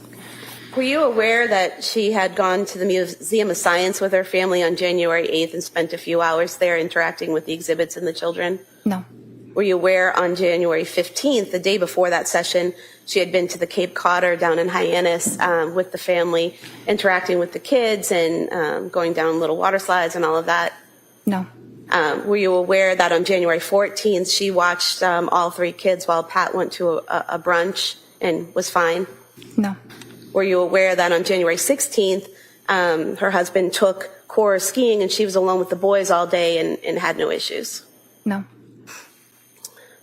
You were asked about the thyroid and how that can affect mental health and postpartum. Were you aware that at both South Shore Hospital and Brigham and Women's Hospital, her thyroid limits were in normal range? No, I was not. You received a discharge summary from McLean Hospital? Yes. What's contained in the discharge summary? So it includes information about how the patient initially presented, what they said when they first came to the hospital, and their initial assessment from the psychiatrist that they spoke with. It talks a bit about their treatment course, how things progressed, any changes that were made, and then it talks about how the patient appears on the day of discharge. Does it also include what medications they were prescribed and what the diagnosis might have been? Yes. And was that sufficient in terms of your review of the information that you needed for you to know about your patient at that time?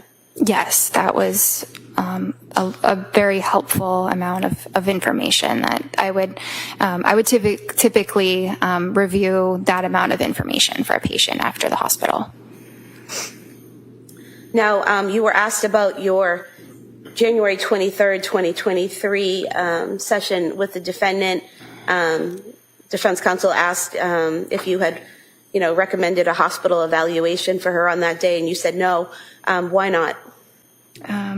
Because she was completely denying any suicidal ideation or homicidal ideation.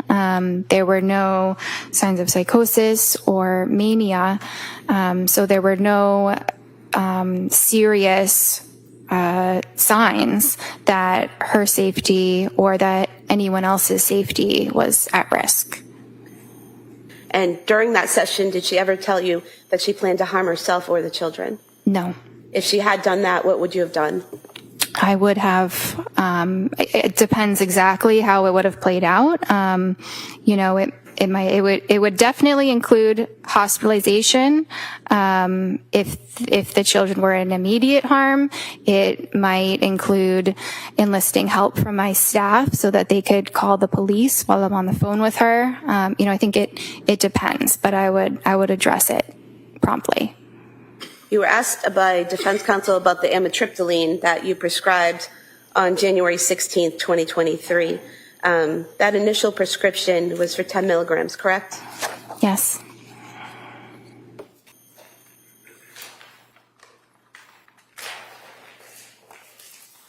Pulling the bottle from exhibit 155 of amitriptyline.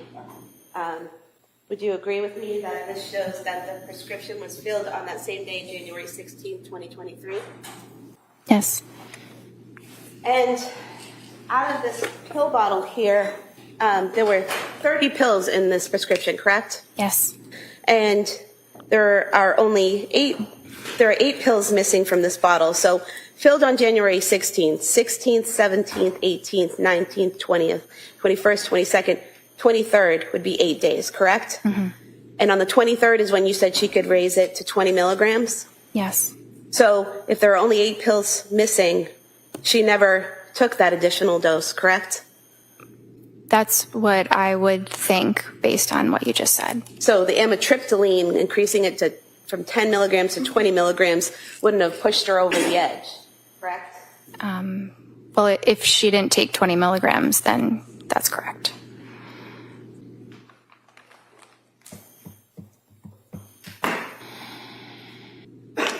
I have nothing further, thank you. All right. Then recross. Briefly. So one of the questions that prosecutor asked you pertained to whether or not you could reach out to a third party. You recall that question, like mother, father, husband? Yes. And we already on cross talked about that you didn't, and they didn't call you, but then the DA also raised that, and you said you didn't have HIPAA permission. You recall just telling that to the jury? Yes. That was an additional detail. All right. So what does that mean? Well, HIPAA is the privacy law for patients, which we have to respect and honor very diligently. So we are not allowed to talk about a patient's treatment to anyone. We're not even allowed to say that they are a patient at our clinic unless they were to waive those HIPAA rights. And she was very cooperative, would have been more than willing to have you talk to her mother and father and her husband, right? Objection. Sustained. Well, did you ever ask her to sign a HIPAA form? So that was not the main reason why it wasn't done. It wasn't Ever ask her to sign a release, you mean? Yeah. Yes. No, I did not ask her to sign a release. And if she did sign a release, even though her mother, her father, her husband didn't call you, you could have then reached out to them, right? I could have, but it is not typically something that is done when you have an adult patient who's able to speak for themselves. Yeah, what is that? It's not typically done when? When you have an adult patient who is able to speak for themselves. My God, you don't call the parents that she's living with because they're helping her or her husband? No. Because why? She's able to advocate for herself? Yes. Prosecutor yet again raises the issue of the marijuana. You recall that question? Yes. She wasn't smoking marijuana, was she? She did not tell me she was smoking marijuana. Did she tell you that she was using marijuana? No. Did she tell you that she was using gummies? No. Did she? Because gummies in plural is what the DA asked you, right? That she was using gummies? Yes. Now, I asked you about getting access to the Women and Infants Hospital records, which you did not. Which you did not, right? I did not. And we already went over that. You could have, if you asked for them with a HIPAA form, right? Objection. Didn't ask about those records. I don't care if she asked about the Beyond the records. scope. Overruled. You can ask that question. She asked you about marijuana gummies, right? Yes. Okay. Your Honor, I would offer the Women and Infants Hospital records from Rhode Island dealing with Lindsay Clancy. No objection. Okay, they may be admitted.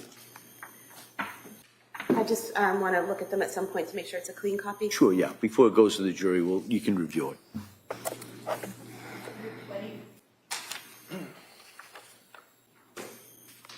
And it's important for a patient to be forthright when asked questions by their provider, right? Yes. And you always, in your opinion, found her to be forthright, right? Yes. If I could approach you with Exhibit 220, excuse me, and see the second paragraph, it begins in the middle of November. Could you read that for a sentence? In the middle of November, she tried taking a marijuana edible to help her sleep, which caused her to have increased anxiety and palpitations. So the records, if you had obtained them, you would have seen that it was not marijuana, it was not gummies, plural. It was one gummy that she tried, and it didn't work out, right? Based on what I just read, yes. Then you told us that there's a difference between a thought of versus a plan, one of which would result, in your words, were a commitment, right? Yes. What does that mean? Thought versus plan equals commit.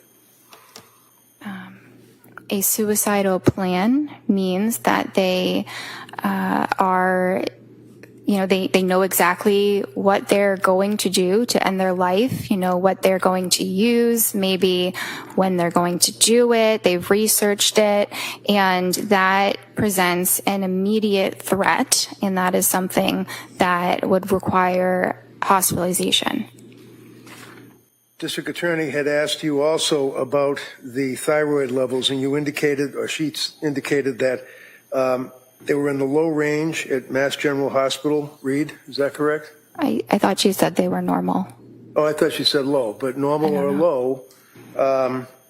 MGH, Mass General Hospital, right? Sorry, what's the question? District Attorney asked you whether or not they were thyroid reads. Do you remember that question? She said her thyroid had been tested. The question now is, do you remember that question that she asked you that you answered with no problem? Yes. Okay.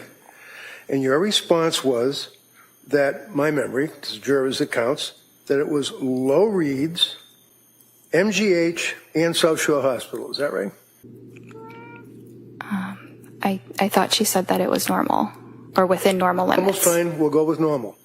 So your memory is that there were thyroid blood level reads of Lindsay Clancy from 2 healthcare providers. Is that correct? Yes. One would be Mass General Hospital, right? I don't remember exactly. I think she said yes. I think she said Mass General. Okay. Do you remember where the other hospital healthcare provider was? It might have been South Shore. Do you know what date those were? No. Those are old reads, weren't they? I don't know. One of the things that the district attorney asked you about on a number of occasions that seems to be important is if the person that you're treating has, I guess, what do they call it, pressured speech? Yes. And you told us repeatedly that you never detected that Lindsay had pressured speech, right?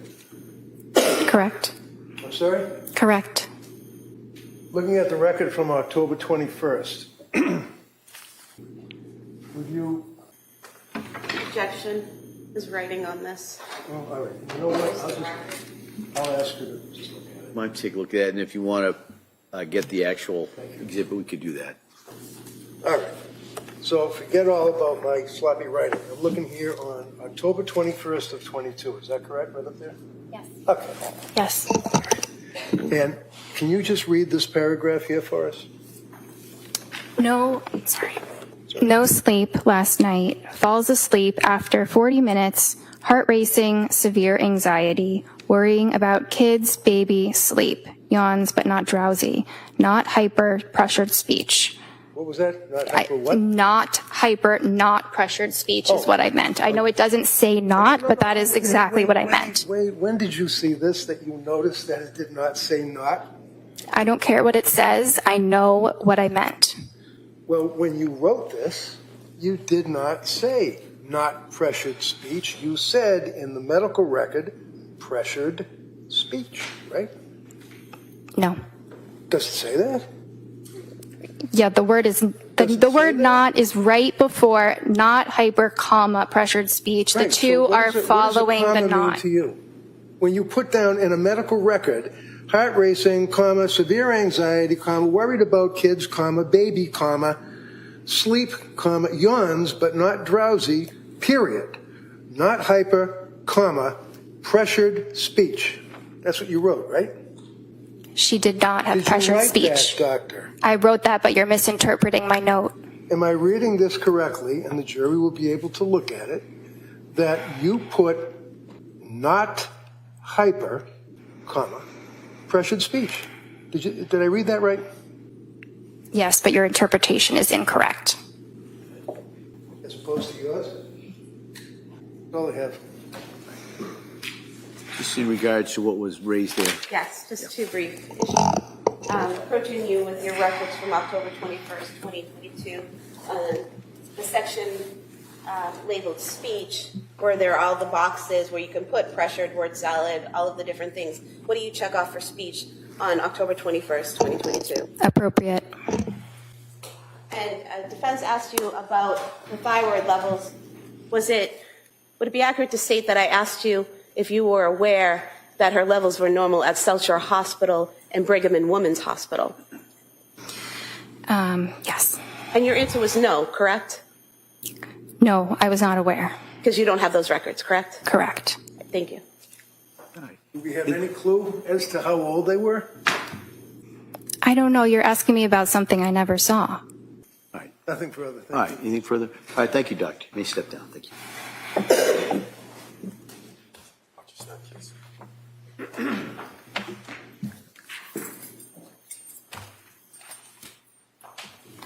Your Honor, the Commonwealth would move to submit